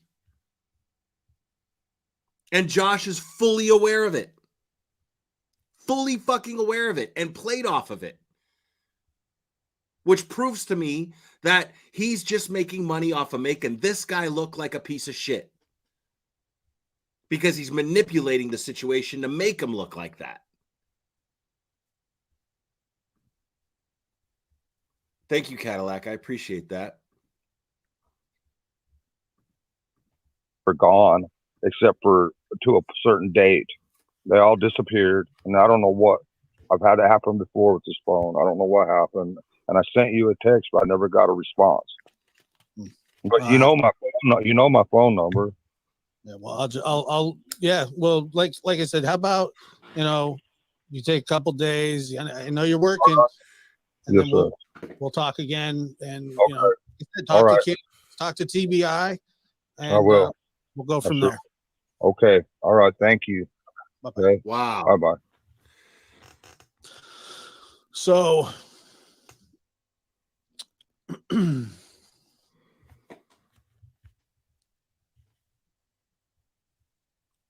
yeah. Yeah. So.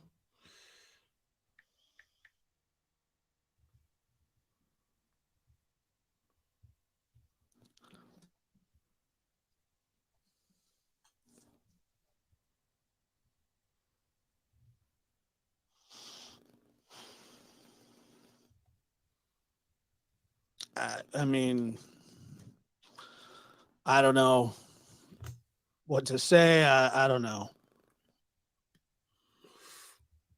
I appreciate you, Brandi, for coming up here and sharing your experience.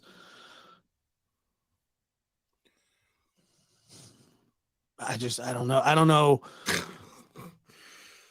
Yeah, you don't fucking know. Right. You don't fucking know. Caller. You use your content to make this guy out to be a dick. And then this guy just completely, you thought that this guy was going to go one way and he reacted in a way that you didn't count on, even though you manipulate and count on him to do it. But you just totally, for some reason, are surprised that he didn't fucking attack this poor woman or argue with her over whatever the fuck.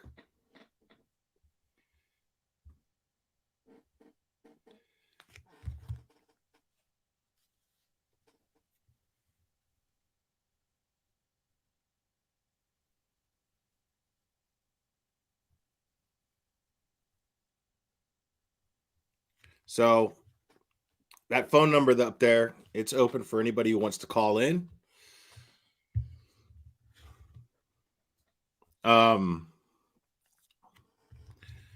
Yeah, I'm just seeing this guy. Caller, go ahead. You're on the air. Josh. Yep. This is Debbie, and just a second, I'm trying to get turned off. I'm from East Tennessee, and you're where Summer is. I just have one question. I want to know, every time you, Chris, now Brandi, offers these people and trying to talk to them about help finding Summer, he has to leave. He has to get offline. He has to go. What do you think's going on? I think that he already knows who she is. I think that it's a highly emotionally charged topic between all of us. And look, Don's not very fond of me, and that's fine. He's not fond of Chris. You know, all that. I know, I follow you. Yeah, all of that is whatever. And this whole thought of like friendship, you know, it's not about being friends. It's about trying to help him. He's asked. He has asked. I didn't just go, "Hey, buddy." No. You know, what do you want to do? You know, he asked me, and I tell him, and then that's I get that. And he's lying. You know they're lying, Doc. You know good and well they're not going to talk to TBI, FBI, when law enforcement says they're not cooperating. Do you think it's because they know where the daughter is and they know what happened? See, he doesn't even want to touch that. Don't get me wrong. Yes, I do. But that shouldn't. So now he says, yeah, that he thinks they're lying. He's careful and he doesn't want to say it, but now he's saying, yeah, I think so. Sorry, I missed the call because I'm putting on a that caller can try again, but I'm putting on another pot of coffee because I think we're going to be here for a minute. But I mean, this person, you could tell by the nature of his audience. You know what I mean? Like already the first caller calls in and is like,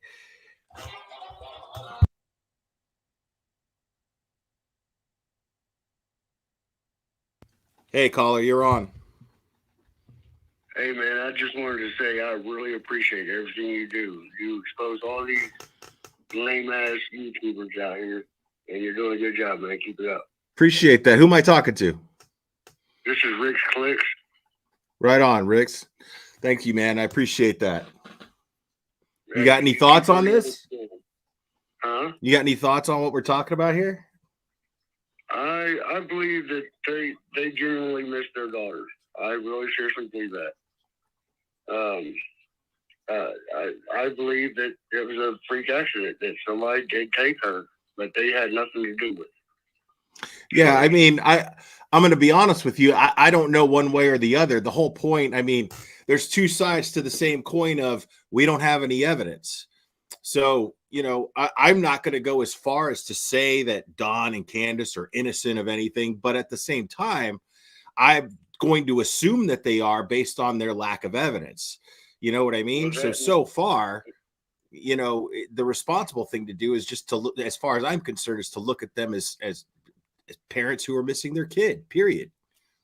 Well, I mean, if you see how he interacts, he's not very, like you said, he's not very internet savvy, you know, and he's just trusting people that he believes is going to help that are actually backstabbing him. That's not cool.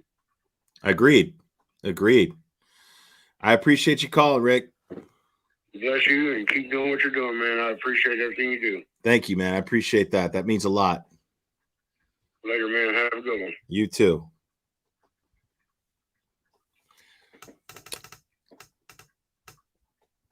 Yeah, I mean, you could just tell by the nature. You could tell by the nature of his audience as soon as that person called in for him. You know, this is somebody who's going, he's got to be hiding something. Like, how do you know that? And nothing that he's doing is indicating that he's hiding anything. His actions are not indicating that at all. They're showing the opposite. I misspoke, Blair. I was referring to an earlier statement. Thank you. I appreciate that, Patricia. Unreal, man. Stop them from trying to get help just because of what I think or what other people think. Exactly. It blows my mind. And I don't know if you guys have noticed it the other night when you guys were on, you and Chris, he had to leave as soon as Chris said, "What can we do for you?" He had to leave. Tonight, when Brandi was on it, he had to go. Didn't you know this? I did. Now, I mean, it just all this you can know in. I I want to reach through this my iPad and I want to jerk this. Oh, I just want to stop and know. Anyway, I'm the one that sent you a PayPal the other day. I didn't know it. Thank you so You much. know, Appreciate you. just a little something for you, Josh. But I do appreciate you and Kristen. I just hope we find answers before the 2 years up. Oh my God! What's up, James? It's good to see you, buddy. I think And thanks so much think for the that we wonderful. will, and you know, I get the frustration from Dawn. I get it. Yeah. But at the same time, an Amber Alert went out to the nation about this young lady, this little girl. Yes. Yes.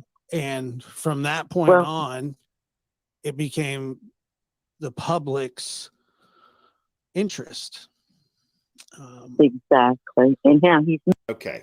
Yes, it became the public's interest. It became the public's interest. And everything that Don said was absolutely correct. That our place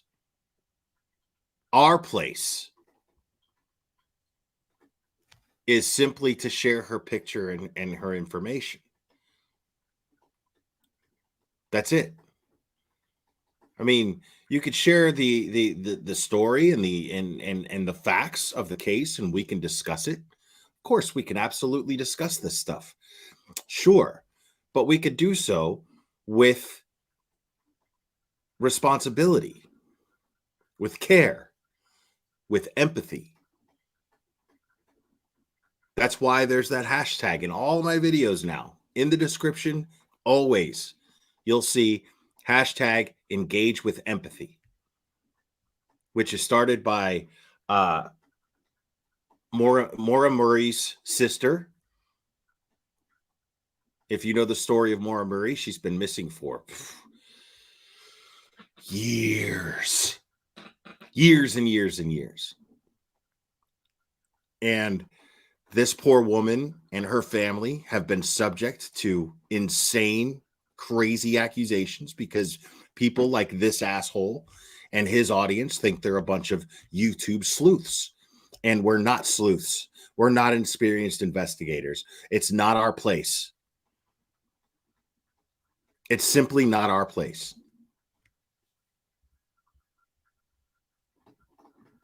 He's mad. Well, I don't think he's, they realize. here's the thing. He's mad. He's mad, but he's okay as long as you cover it the way that he wants you to. No negativity towards him. Exactly. And you know, But I just can't abide by that.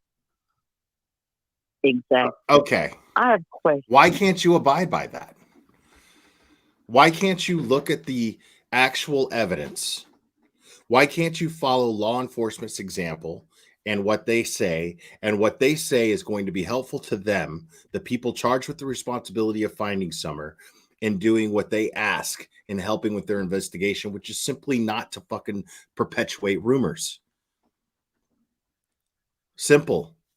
And here you are, you're sitting here going that I can't abide by anybody saying, by this guy having a problem with anybody saying anything negative about him. He's the victim as far as you're concerned. Yes, I said that. And I will keep saying it until you have actual evidence that he had something to do with Summer's disappearance. He is a victim. And now he's a victim of you and your audience.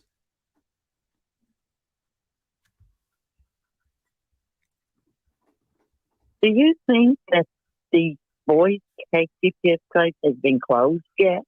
I don't think so. Okay, I just wanted to. That was just one of my questions. So I've heard that they were, gag orders are not supposed to be back on social media, blah blah blah. But who knows? But anyway, I just thought my reason for calling was, doesn't he realize that shows guilt when he is refusing help and having to leave constantly when people offer help? Doesn't he think that shows guilt? Are they that smart? No. Asshole caller, whoever the fuck you are. That does not show guilt. Because he's asking for help. He's asking for help in the manner in which you can realistically help. which is share her picture, share her description. That is all you can fucking really do. You, me, all of us with YouTube channels, that is the responsible thing to do with our platforms. It does not show guilt for him to simply ask you to do that.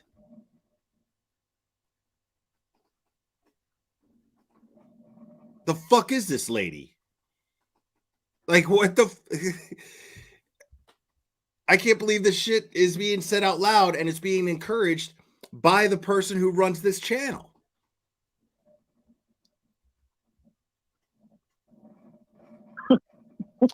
I don't think they care. Are they really not that smart? Yeah, I don't think that they care at this point. No, I think they got away with it. I'll be honest. And to be fair, look, they've been dragged. I mean, people showing up to his house and all that kind of stuff. I mean, that's a bit or not his. Yeah, it's a bit much. Like, dude, you don't think fucking spinning narratives that this guy is guilty of a crime that we don't even know took place? You don't think that is I can't with this dude. This dude's fucking unbelievable, bro. Yeah, showing up to his house or workplace, the stuff like that. But like, I never did anything like that. I never supported anything like that. No, I mean, he's trying to cast. You just help spread it, misinformation that perpetuated shit like that. Because when you do that and you spread misinformation that is based on rumors and irresponsible speculation, you're going to attract irrational people. And you're going to inspire irrational behavior. Just because you sit up here and go, that's not okay. No, dude. You're just trying to cover your own ass. That's all you're doing. You're trying to cover your own ass. But the fact is you are responsible. I'm not saying that you fucking told bullhorn dipshit to fucking go out there and start yelling through a bullhorn and get the guy fired from his job. I'm not saying that, but you helped spread the rumors that inspired those people to go out there and do that and feel justified in doing so. You sure as fuck did. And you're still doing it.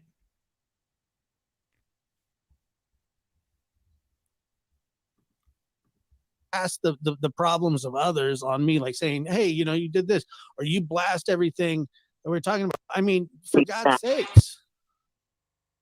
I don't agree with that. Exactly.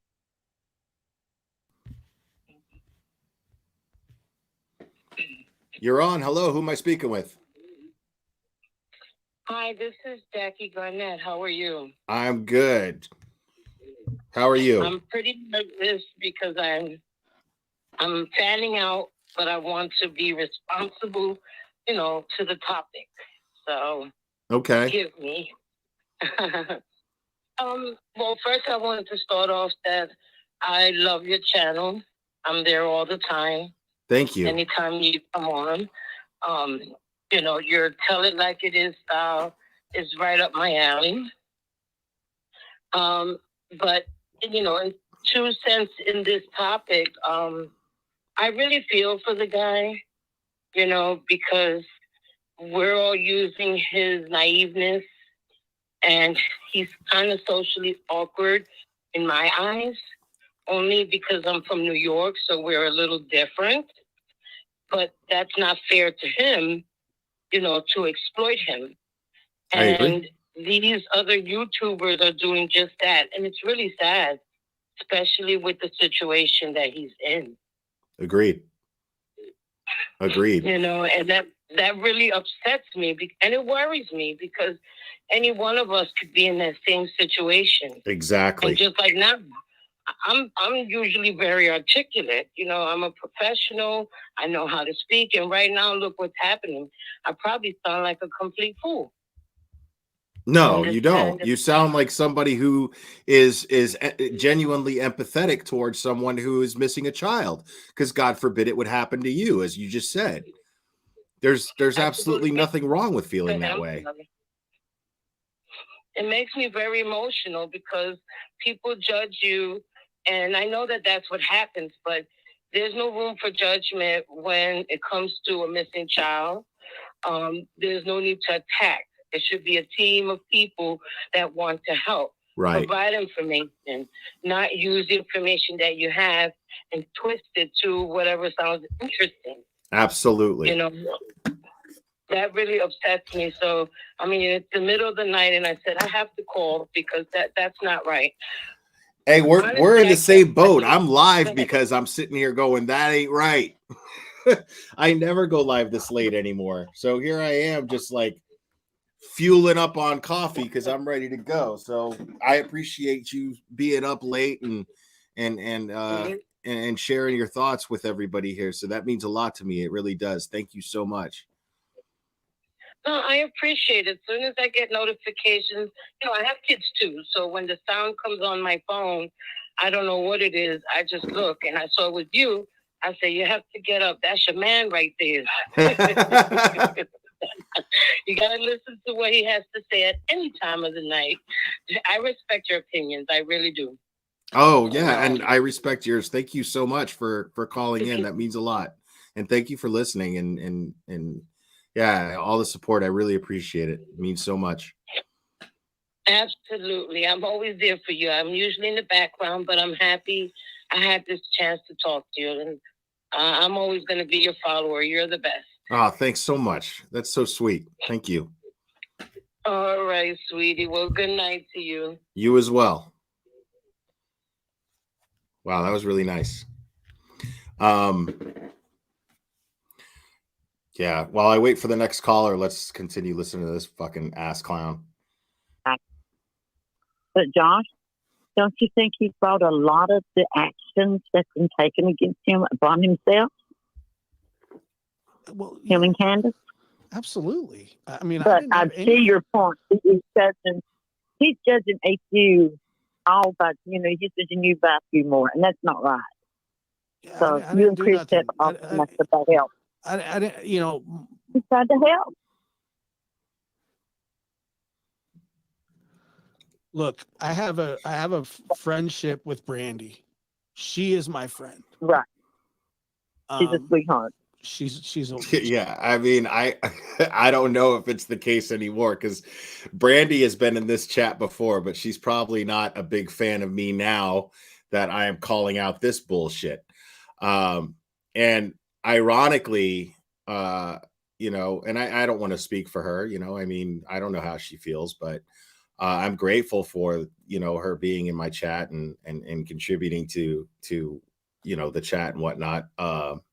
But if exactly, James, if I hope that if she hears this, she understands that me defending Dawn in the way that I am currently, I'm speaking up for all parents of missing children. Because God forbid people start throwing accusations at you, just because this person's lifestyle is a little different, and just because he's said certain things that make him seem like a less likable person, that's not evidence that he would do something to his own child. That's not evidence that he was involved in the disappearance of his own child. And I would defend anyone in her position as quick as I would defend anyone in Don's position. And I realized that people did throw accusations at Brandi and people threw accusations at her husband. I understand that. And I'm defending that the same way. To me, unless I'm missing something, I don't see the circumstances being any different, So, a guy like this, if this is your friend, you know what I mean? Like, this is not a friend of parents of missing children. I'm sorry. I realize I'm going to get some backlash for that, but I stand by that, and I feel strongly about that. This guy right here, if he's spinning narratives and throwing accusations at a parent of a missing child without any evidence, this is not a friend of parents of missing children. I'm sorry, it's just not. She's a hardworking, hard-nosed mother who wants answers and will scratch and claw and has to get them. Exactly. And how often do we cover them negatively? Never. Exactly. Never, because they want to help. And they want answers, no one help. Yes. Exactly. So, But I just thought I'd ask you, don't you think that shows their guilt? I think that's what I'm talking about. You realize how shitty that is for him to say that? Do you realize how shitty and fucked up that is for him to say what he just said? Because he's saying Brandi is showing that she wants the help because she's willing to speak up for the Cold Case Foundation, right? But Don doesn't want help because he doesn't want the Cold Case Foundation's help. That's what he's implying here. He's basically outright saying it, that Don does not want help because he doesn't want help from the Cold Case Foundation. That's a bunch of shit, because he straight up was on there saying, yeah, we do want help. We're getting help from the TBI. We're getting help from the FBI. I've looked into private investigators, but this dude, Chris McDonough, who's speaking on behalf of the Cold Case Foundation, makes me not trust the Cold Case Foundation, because Chris McDonough's done nothing but attack me and spread lies about me since my daughter has gone missing. I can't blame him at all.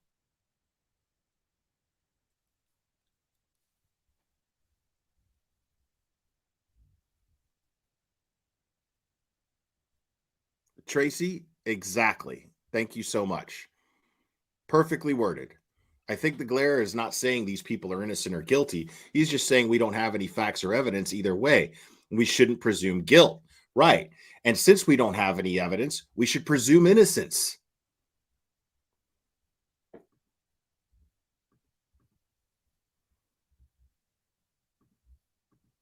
My question. Look, yes, I do. To answer, right? Yes, and there's the biggest. There's the biggest point right there. None of it helps Summer. How? Because again, I'll make this point again. If Don Wells is guilty of a crime involving Summer's disappearance, this does not help get her justice if enough evidence comes up to where they can slap handcuffs on him and charge him with a crime. This doesn't help. This makes it harder to seek justice in the long run. When you muddy the waters, so to speak, the reason why law enforcement agents are concerned about the waters being muddied is because that mud is what the defense will use as smoke and mirrors to confuse a jury. You're not helping Summer. It doesn't help find her, and it sure as shit does not get her justice if somebody ends up being arrested. I mean, look at the Idaho case, right? Look at the Idaho case. The Idaho University slangs. 4 people murdered, right? The entire internet was going insane, pointing fingers at every single person who had a name that surrounded those people. The roommates, the friends of the roommates, everybody at the fraternity, everybody, fucking hoodie guy, everybody was pointing fingers at every single person that existed. And guess what? None of them were Brian Kohberger. None of them were the person that law enforcement was already tracking their movements While all these people were throwing all of these crazy accusations at random people just because their names came up, none of those people turned out to have anything to do with that crime.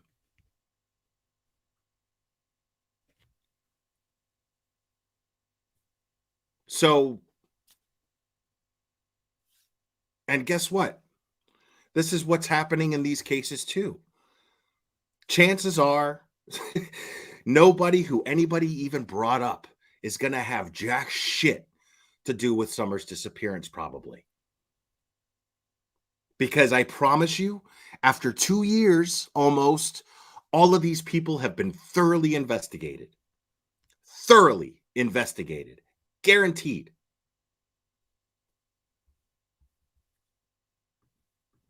And you know, we're all not dummies out here. Everyone is using the same thing I am.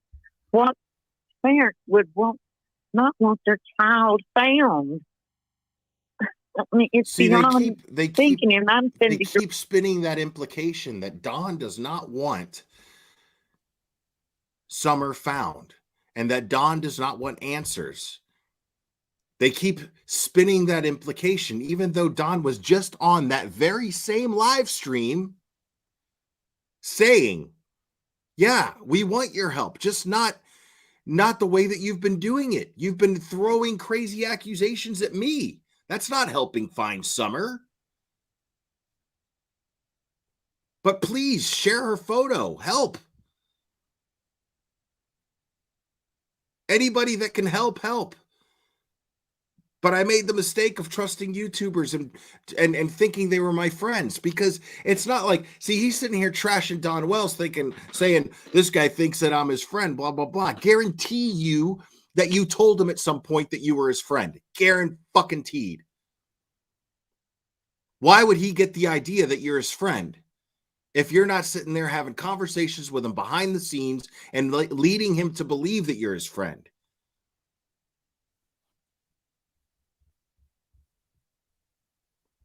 And that's an excellent point, Eyes Wide Shut. Last I heard, Summer Wells' case was not closed. Excellent point. Why the fuck do they want a cold case foundation's help when Summer's case is not cold yet?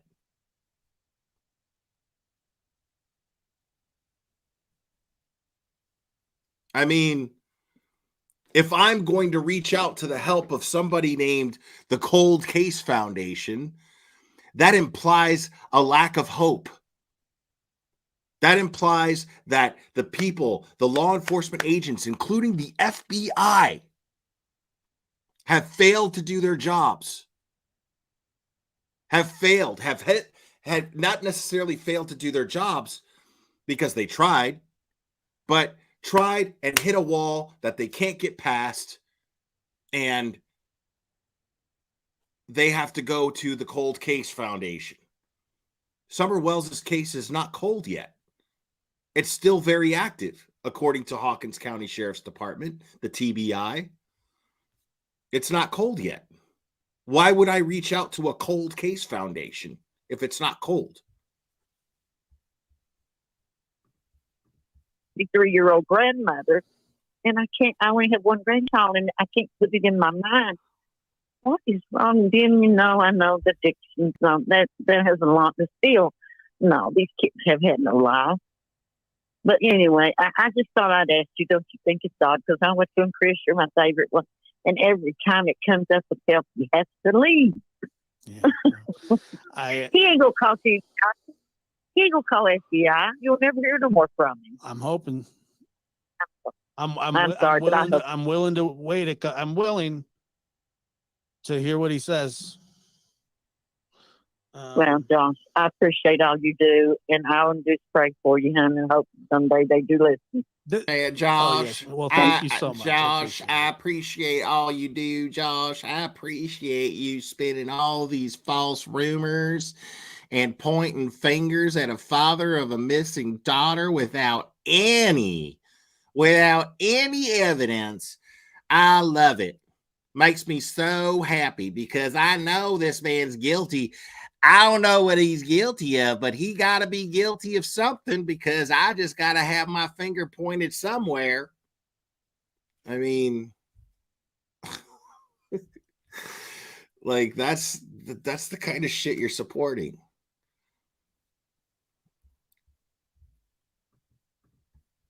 Thank you for and you keep up the good work, hon. Thank you. And you can tell he knows it. I introduced personally. You can fucking tell this guy knows exactly that he's doing that. He could tell that this caller was a fucking jackass and that he attracts that kind of jackass with his content. You could tell that he knows it. He's sitting there hanging his head in fucking shame. But the super chats are just overwhelming. So I'm going to keep doing it. Introduced Brandi to the Cold Case Foundation.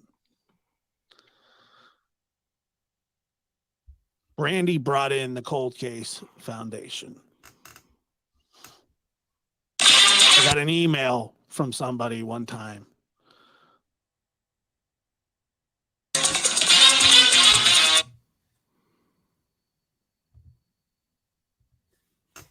You're on, caller. Who's it? Who am I speaking with?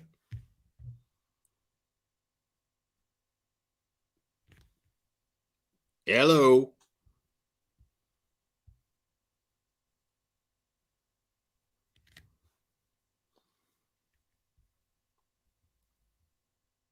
Yeah, I'm not hearing anybody here, so.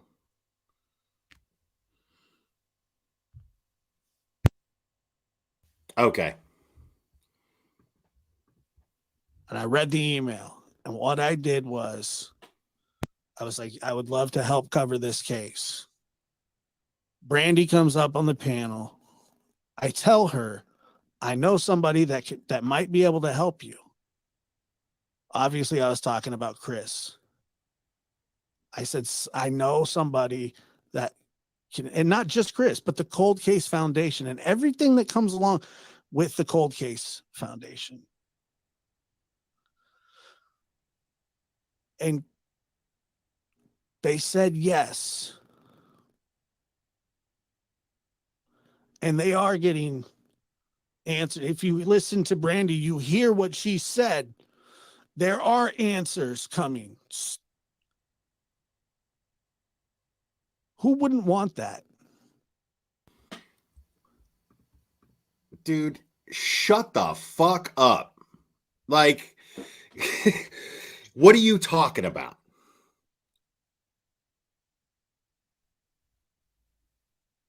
He keeps doing that. He keeps implying that Don Wells does not want answers. Yet he's done and said nothing to indicate that he doesn't want answers. All he said was, I don't trust Chris McDonough. Therefore, I don't trust the Cold Case Foundation. That's all he said. That's all he said. He's like, we got the FBI, we got the TBI, we got everybody. I mean, and now this guy's sitting here fucking acting like, oh, man. And I tell you what, all of this can go away tomorrow. The audience, the YouTube channel, everything can go away. For the rest of my life, I will know that somehow, some way, in the smallest little way, I somehow, some way managed to help. And that's always been the goal. And the reason that they don't like the kind of help that we give is because it's honest and it's sometimes it paints you in a bad light. Of course, look, man. Really? It's honest? It's honest. Okay. I've been on the receiving end of bad coverage. We all have. Suck it up. Get over it.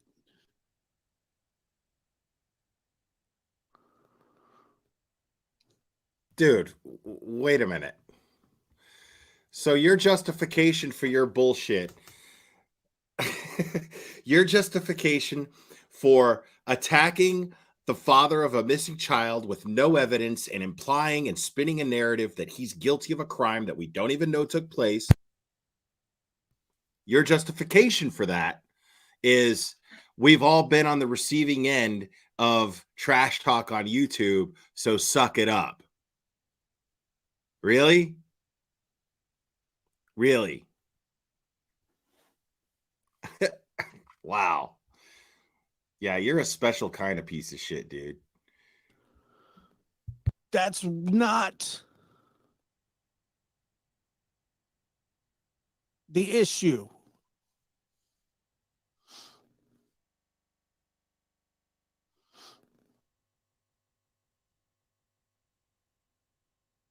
That's not that. Yeah, Brandi has received hate beyond. It sucks. Right. Okay. Brandi has received hate by the same type of people that watch your channel. Maybe not the same people, but definitely the same type of people. The type of people who want to jump to a conclusion, who think they know more than law enforcement, and for some reason justify attacking the parent of a missing child with no evidence. That's exactly what you fucking do. And you're sitting here acting like you're empathetic towards Brandi when you are doing the same thing that has happened to her to Don Wells. Okay, dude. And you know what? Brandi and I have talked, and I don't share a word of what her and I talk about. And you know why, Dawn? Because she likes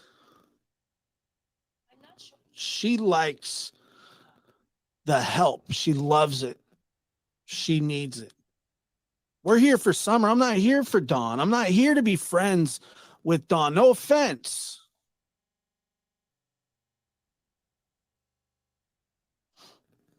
No offense. And I want to clear something else up. Chris McDonough did not get Dawn's stepsisters to file charges and sign quote unquote false statements. That's not true. It's just not true. And he, I'm sure he won't like that either, but tough. What do they say? It's like a French compound phrase, tough skis, shit skis. I mean, it just didn't happen that way. That's not what happened.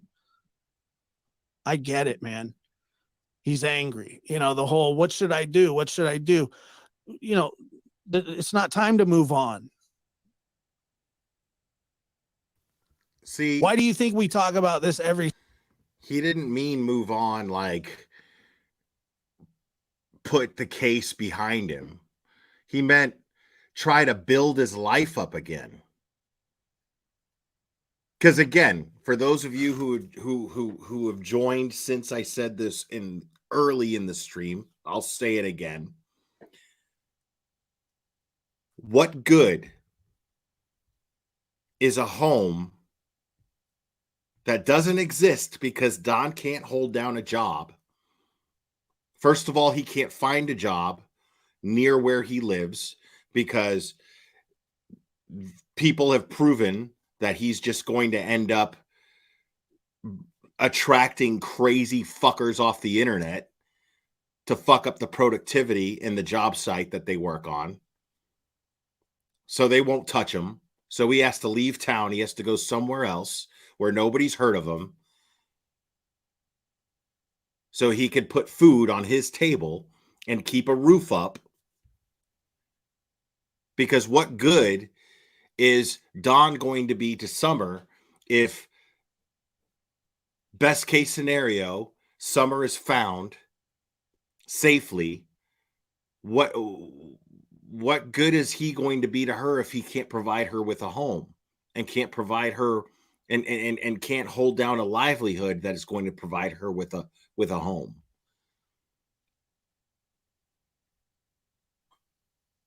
But see, they don't care about that because they're dead set on the conclusion and they're dead set on the conclusion that Don Wells is guilty of a crime, that Don Wells is responsible for Summer's disappearance. They're dead set on that. So Don Wells having a livelihood that is stable so that he could provide a stable home environment for Summer when she gets home, that's not a scenario that they're interested in, because in their minds, Don Wells should be in prison, even though there's no evidence to dictate that he should be.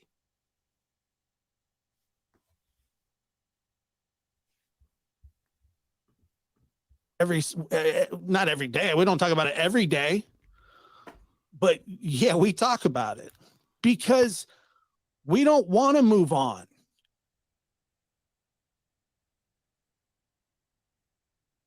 See, and I want to be clear. Maybe it is Polish. I don't know. See, I want to be clear. I don't think, because I mean, these people love to twist shit up too. I don't think anybody should move on. Nobody's saying to move on. I'm saying move on to other content unless new factual information arises regarding the case. But yeah, there's no updates. There's no new evidence. Nothing in regards to the case. So what you're doing is you're exploiting the name of a child who's missing. That's all you're doing at this point. Nothing else. Guaranteed. So don't sit here and act like you're fucking leading some kind of crusade to help find this child when all you're doing is trashing her parents. There's a big difference between leading a crusade to find a child and leading a campaign to crucify that child's parents. There's a big difference. Major difference. And if this is all about Summer and all you care about is finding Summer, then demonetize the content. Demonetize the content. Because as long as you're not actually doing anything to help Summer and you're tagging her name and collecting money, guess what, homie? You're exploiting Summer. Period. You're exploiting a missing child.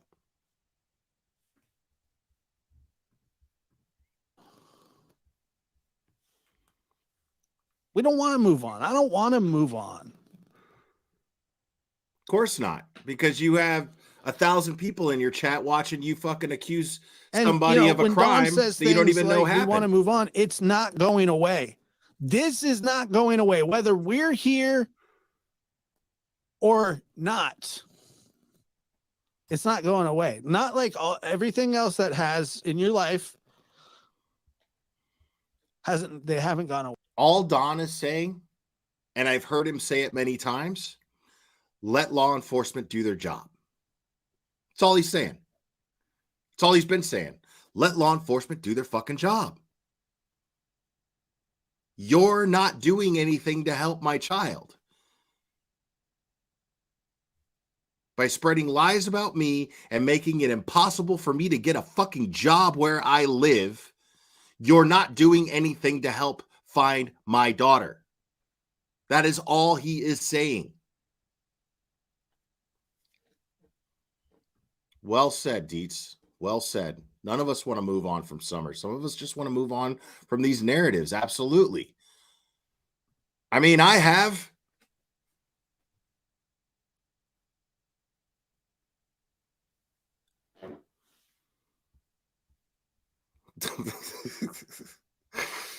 James is killing me in the chat. Gone away. or those have gone away. This is not going away. You've got a chat full of pitchfork carrying assholes who are lining your pockets. It's not going away. That's why it's not going away. That's why you're going to continue doing what you're doing.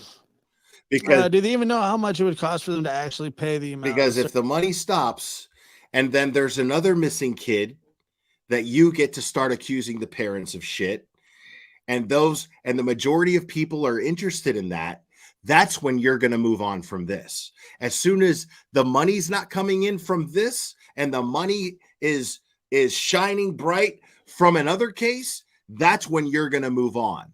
Guaranteed, without a doubt, promise you. Mark my words.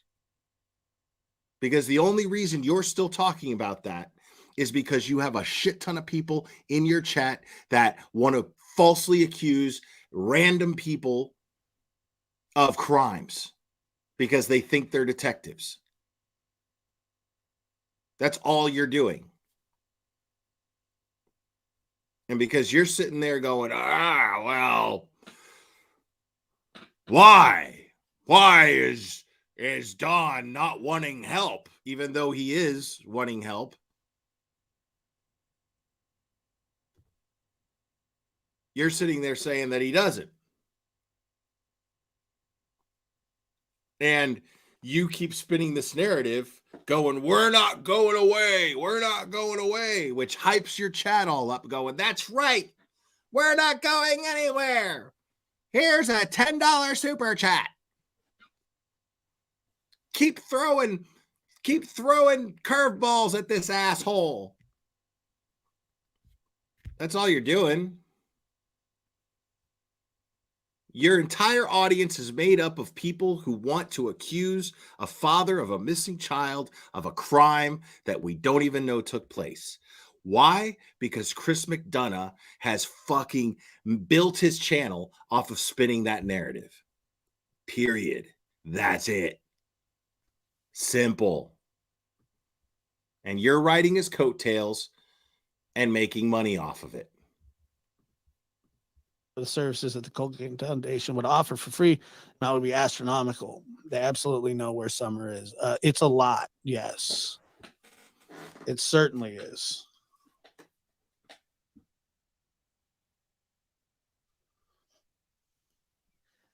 You know, the irony about the whole thing is that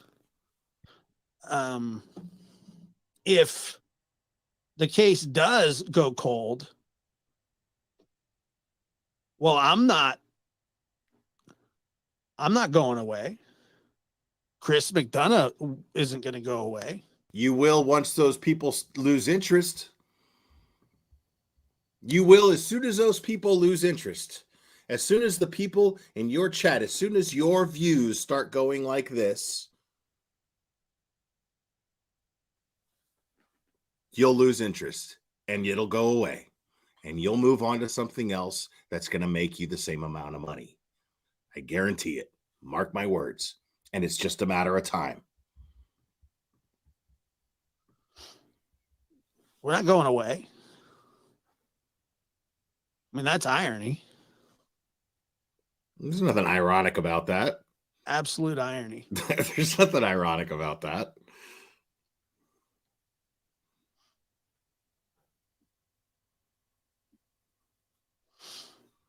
Yeah, good.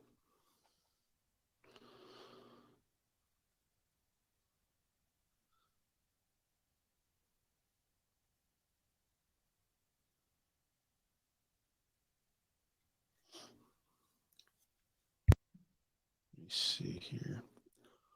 1 second.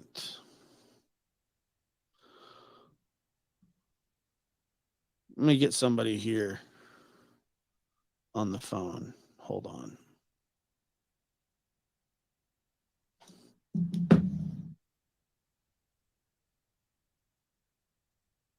I wonder who he's going to try to call, bro.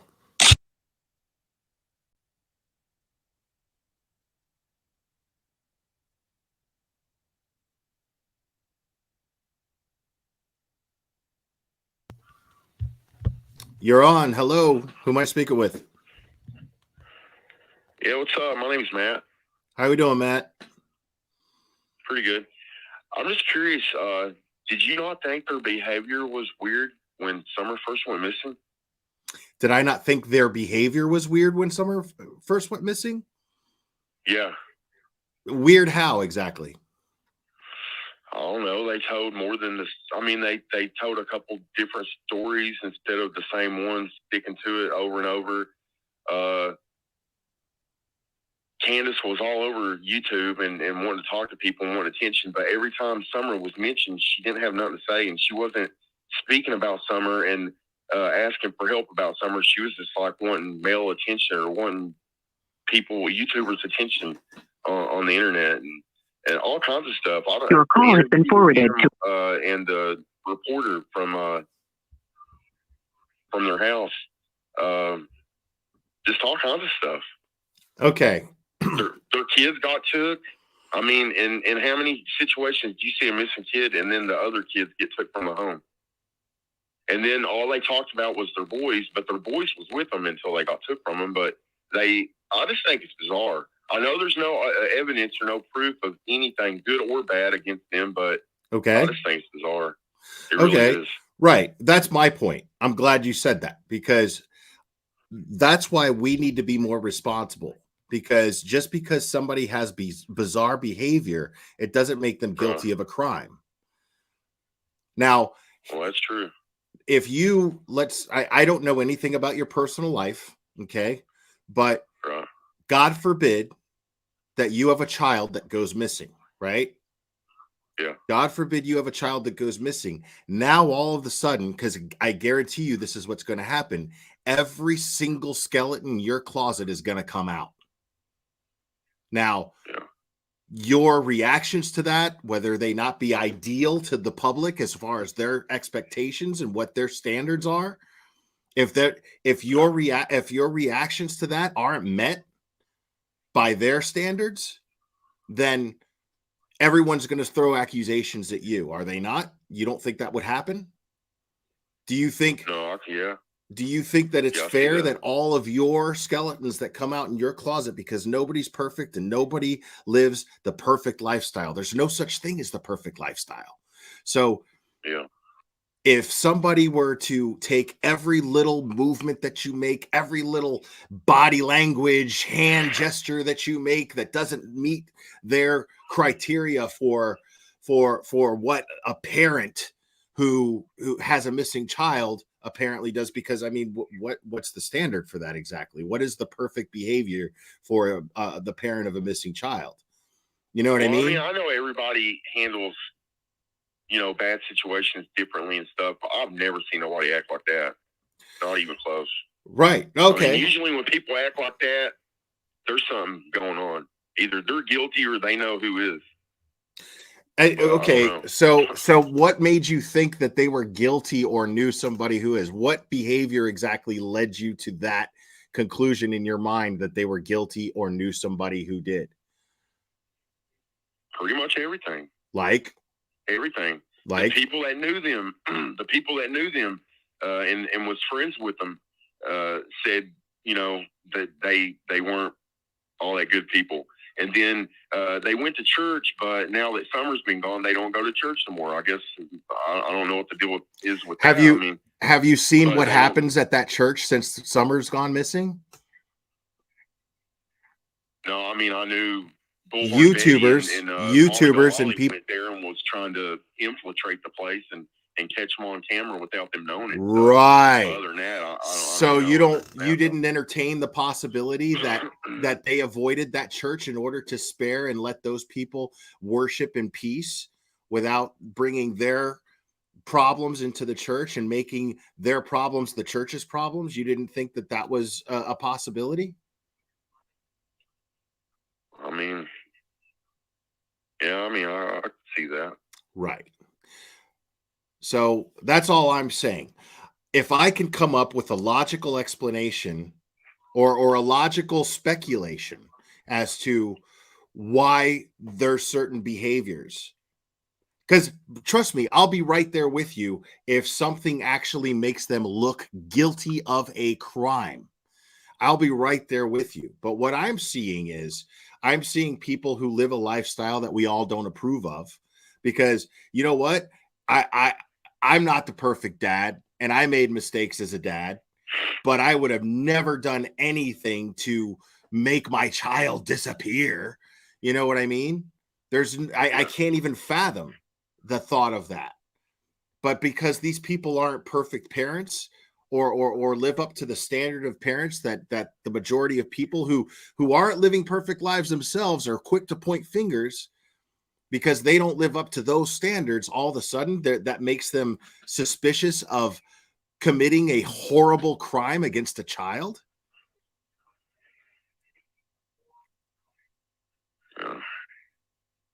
You know what I mean? Like, give me something that indicates, like, give me something in the timeline that makes Don Wells seem suspicious that something happened to Summer. Give me something in the timeline that makes Candace seem suspicious. You know, give me something of that nature. But there's nothing about that except for okay. From the get-go, they were both letting people know, well, I'm not good with time.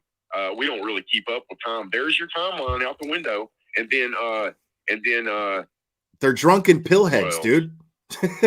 They are. That's something they're clearly guilty of. I have evidence of that. I have evidence that Don has a drinking problem and likes pills. I have evidence that Candace has a drinking problem and likes pills. And that makes them irresponsible parents, but it doesn't make them malicious murderers.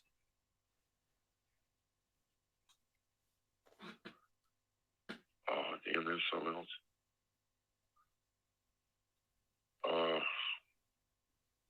You asked me that, and I had like several things on the tip of my tongue, and now I'm blank. No, it happens to me all the time, man. It does. Like, I'm not trying to fight with you. I'm gonna, you know, if I'm on a jury, I'm gonna ask these questions. You know what I'm saying? You know, like if you're gonna come at me with that as evidence, I'm gonna ask, because that's the thing is, if you don't have solid evidence. When she went missing, automatically, it's like day one. No, it was the second day, the very next day after she's gone. They'll never find her. She's gone. She's nowhere near here. Don't even bother looking around here. We don't want nobody on our property and all this. That's not true. I mean, I'm sorry, but when that's I put not it all true. together, that's not true. it's just. That's actually that's completely incorrect. There was so many people that volunteered to go up there and look on their property, and they said, "No way, Jose, you're not coming up here." No, they did. They allowed Cam on their property. They allowed Benny Keys on their property. These are just YouTubers. They also cooperated with law enforcement to search the property several times. That is true. Several times. Professional law enforcement agencies, not just the Hawkins County Police Department, Sheriff's Department, but the TBI and the FBI have all searched that property. Professional investigators searched that property and found nothing to indicate that they had anything to do with Summer's disappearance. And here your logic here is why wouldn't they let anybody else, just random people on that property? Probably because they want to preserve the crime scene and they want to let the professional investigators. They don't want to taint any evidence that the professional investigators may find. Did you ever think of that? I don't know, man. I realize that this is stuff that you probably haven't thought of when you were thinking about how guilty they were, but this is, I mean, there's always different sides to a coin, man. You got to look, you got to consider everything. You know, that's all I'm saying. Again, I'm not saying they're innocent. I'm saying based on the evidence that have been made available to us, we can't sit there and presume their guilt. In the middle of nowhere, you think somebody went up to that house and took that little girl? Or if she went off on her own, don't you think they would have found a sign of her by now? Somehow or another, they would have found a sign of that kid somehow or another, either bones or clothing or something. I mean, I think too many people. I mean, I know a lot of people are after him and they want to see him burn at the stake. But then again, you got the other half that I think is giving them a little too much credit. I know there's no evidence as of yet to know either way, what happened, either who's involved or what happened or what took place or whatever. I'm just telling you, it's fishy to me, very fishy. I'm not accusing them of nothing. I'm just saying. Well, obviously, the disappearance of a 5-year-old girl with absolutely no trace is fishy. Of course it is. But it doesn't necessarily make the parents suspicious. That's all I'm saying. I hope something pops up. I hope they get on a good lead sometime or another and find something out. I hate that ever happened. I agree. Like a lot of other people, I hate that ever happened. I mean, I just don't see. Here's my thing: is I have to look at everything as well, and I'm seeing Don having the worst possible judgment of any parent with a missing child, as far as how he, right? I mean, can you agree with that? Is in the way that he's behaved on the internet, right? Don't help your public persona, your public view of things. Man, and I don't even think nothing of that damn Utah shit. I thought that was messed up from the get-go. That's not helping somebody. That's tearing somebody down, Right. Agreed. Now, but let me get back to my point here is, since we both agree that their behavior on the internet has been, questionable. Bizarre. Right. Yeah, questionable. Right. Bizarre. Sure. Let's say that. Fine. Yeah. All right. But do you think that people who are that careless with how they carry themselves on the internet were capable of carrying out the perfect crime and outsmart 3 different law enforcement agencies that have experience in finding missing people? Well, I don't know. It only takes 2 things. Get rid of the evidence and keep your mouth shut. And maybe have they kept their mouth shut? I don't know. But have they kept their mouth shut? Well, I mean, as far as talking about Summer, pretty much, they want to talk about everything else besides her. I mean, I've noticed that. It seems like when somebody brings her up, it's like hush hush. Don't have much to say. Because, I mean, isn't it fair to say that everyone talks about them and is pointing the finger at them? Nobody else is talking about Summer. That's the issue. And then supposedly, I don't know if the law enforcement lied and misled us, but they said that they was not cooperative no longer, and that they was attorneyed up or something like that, like lawyered up or something. Right. Okay. That's. But I think that sheriff's kind of weird anyway. So. Well, there's questions about him. There's questions about him to begin with, and yes, you're right. At one point, Sheriff Ronnie Lawson said that they were no longer being cooperative and they lawyered up. And days later, I had Candace Bly on this channel absolutely denying that. You're the only one that gave her good advice, and you told her the best advice I know to give you is stay off the internet. Oh, yeah, and I stand by that. She did for a while, and I thought that was good of you and good advice. I stand by that. But what I'm saying is, my point being is that shit, I lost my train of thought. See, the same thing happens to me. A few minutes ago, I know. I know. Yeah. Oh, yeah. I had Candace Bly on this channel, and she emphatically denied having a lawyer and emphatically denied not cooperating with law enforcement. She was on this channel going, please, I want law enforcement to talk to me. Anything that they want to know, they can ask me. She was on this channel saying so.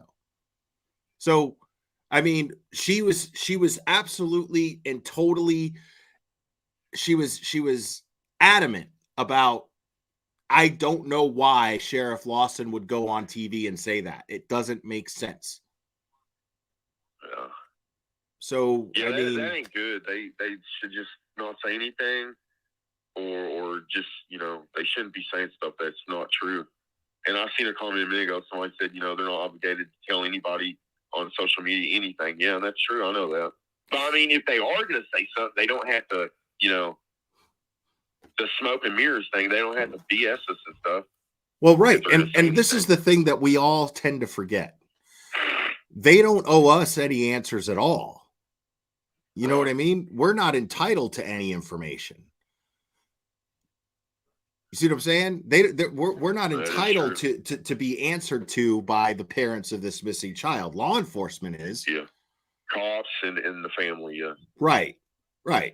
So the fact that I think it's very telling, because again, two sides to every coin. The same people that feel like, oh, well, they look so guilty because they're going on YouTube and they're saying everything and they're not talking about Summer and blah, blah, blah, blah, blah.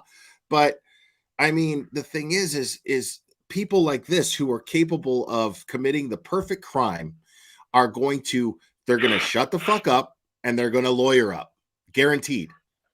They're not going to go on every YouTube channel and run their mouths and have knockdown, drag out arguments that get physical while they're drunk.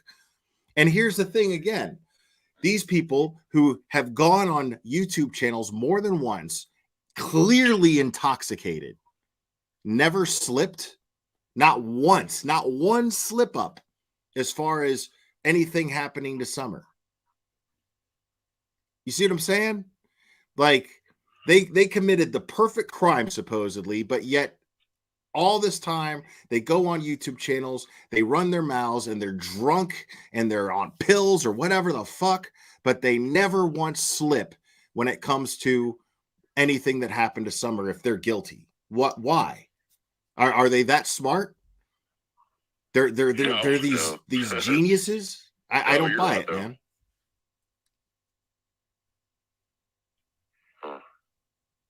I don't know. I hope something gets resolved about this, though. It sucks. I keep up with true crime and cases, and I've covered this one all the way through, and I don't know. I'm clueless like everybody else, pretty much. I don't know. And I'm glad I got you on the phone because I want to tell you, I want to plead with you, honestly, because we could talk about true crime cases. It's what we do here, right? But we could do so in a responsible manner. And we have to look at these things like there's a line you cross. We can talk about these cases and we can give our opinions on these cases, but we need to do it responsibly based on facts only, because you are potentially victimizing people who are already victims. Because if you don't know for a fact that they're not victims, you have to assume that they are, especially parents of a missing child. And you can have your suspicions, because there are cases where I've had my suspicions behind the scenes, but I refuse to go and start and add to the spinning crazy narrative of guilt because I don't, based on a lack of information. So I'm saying it's totally okay for us to explore these cases and speculate on them, but we need to be able to differentiate facts from rumors. Because if you start factoring in the rumors and start forming opinions based on those rumors, you're potentially victimizing people who are already victims. And that's a very dangerous thing. That's where the difference is between making up stuff. Everything I said is actually true stuff, but I can't believe that Dolly acts like he's friends with these people, and then he gets on his channel and badmouths the shit out of him until the next time he supposedly meets up with them or sees them again. They should just cut that fool out. I mean, I wish they would. I mean, they'd be better. Oh, they've got the worst judgment in YouTubers to be friends with. I mean, they have a crazy track record of it. But that's another thing to look at. These are all people who turn out to be pretending to be close to them so that they can somehow trick information out of them. And then what happens is they end up later realizing, fuck, those people were just trying to hurt us. But they never actually end up giving these people any information. Now, that doesn't indicate to me that they're super smart criminal masterminds. That indicates to me that these are people with poor judgment. Like they're just people that are trying to be accepted in some weird way, but they're not. You know what I mean? They're not. It just doesn't make sense that they have the worst judgment when it comes to YouTubers, but yet they never actually slip up. All of these YouTubers that end up trying to have this ploy to use them to get information, and they want to be the YouTuber that breaks the case because, oh my God, I can't believe what Don told me. I can't believe what Candace told me. It's never anything that's damning as far as what happened to Summer. It never is. And it's been 2 years. But yet they continue to do it. They continue to make friends with a new YouTuber, and it's always the same result. It's always a YouTuber that's trying to trick them into giving them information. It never works out, and then they end up telling those people to fuck off, and then those people end up turning on them and trash talking them on the internet. Happens every time. Can you deny that that's a fact? I appreciate you giving me a different view of things, and I appreciate you being open to it. Kind of answering stuff that I didn't have an answer for, and obviously I ain't talking to the I'm not going straight to the horse's mouth or anything, but sure, it makes sense from what you're saying. I appreciate you being open to that, and I appreciate you calling in and being respectful. I enjoyed this conversation with you. I appreciate you calling in and listening to the channel and everything, man. I do mean I that. watch your channel all the time, man. You got a good one. Thanks, man. I appreciate I've been that. Covering the trial with Gannon. Right. God rest his soul.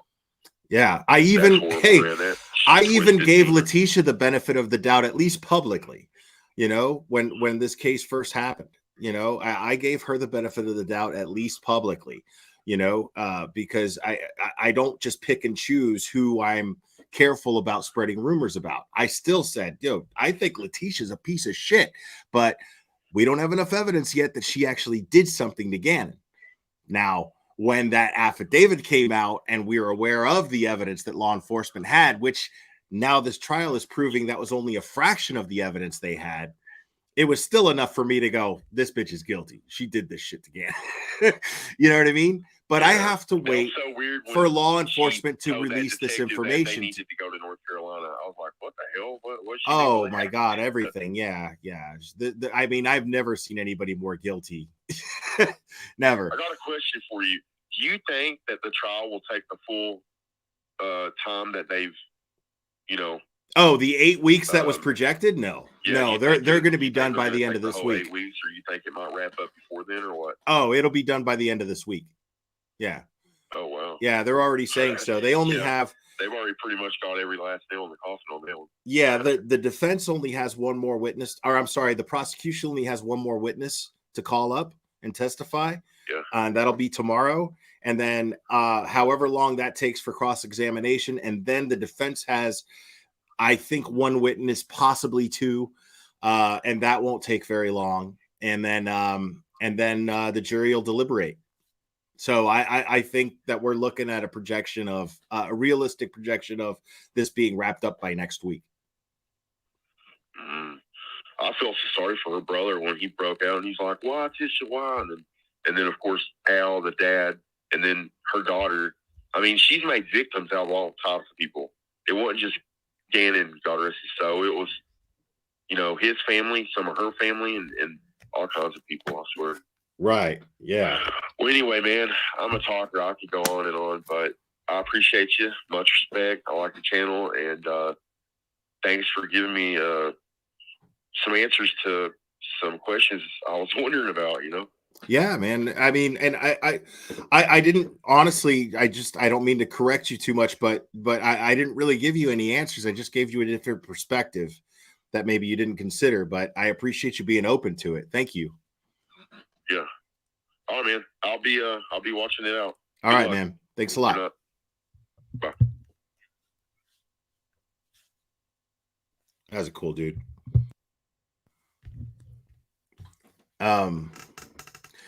Yeah, so I think I'm gonna go ahead and wrap this up, folks. I appreciate all the callers that called in. I appreciate everybody having an open mind. Since I started this, I'm going to be doing this a lot more, is opening this phone line and talking to people, because this new way to interact with you guys, to me, is incredibly rewarding. I have to tell you, it means a lot to me to be able to talk directly with some of you guys and get some of your feedback. It really means a lot. And the fact that we can have a great, interaction, a very respectful interaction between and share our opinions, makes me really grateful. It renews my gratitude for this platform. So thank you guys so much. I really, really appreciate it. You guys are amazing.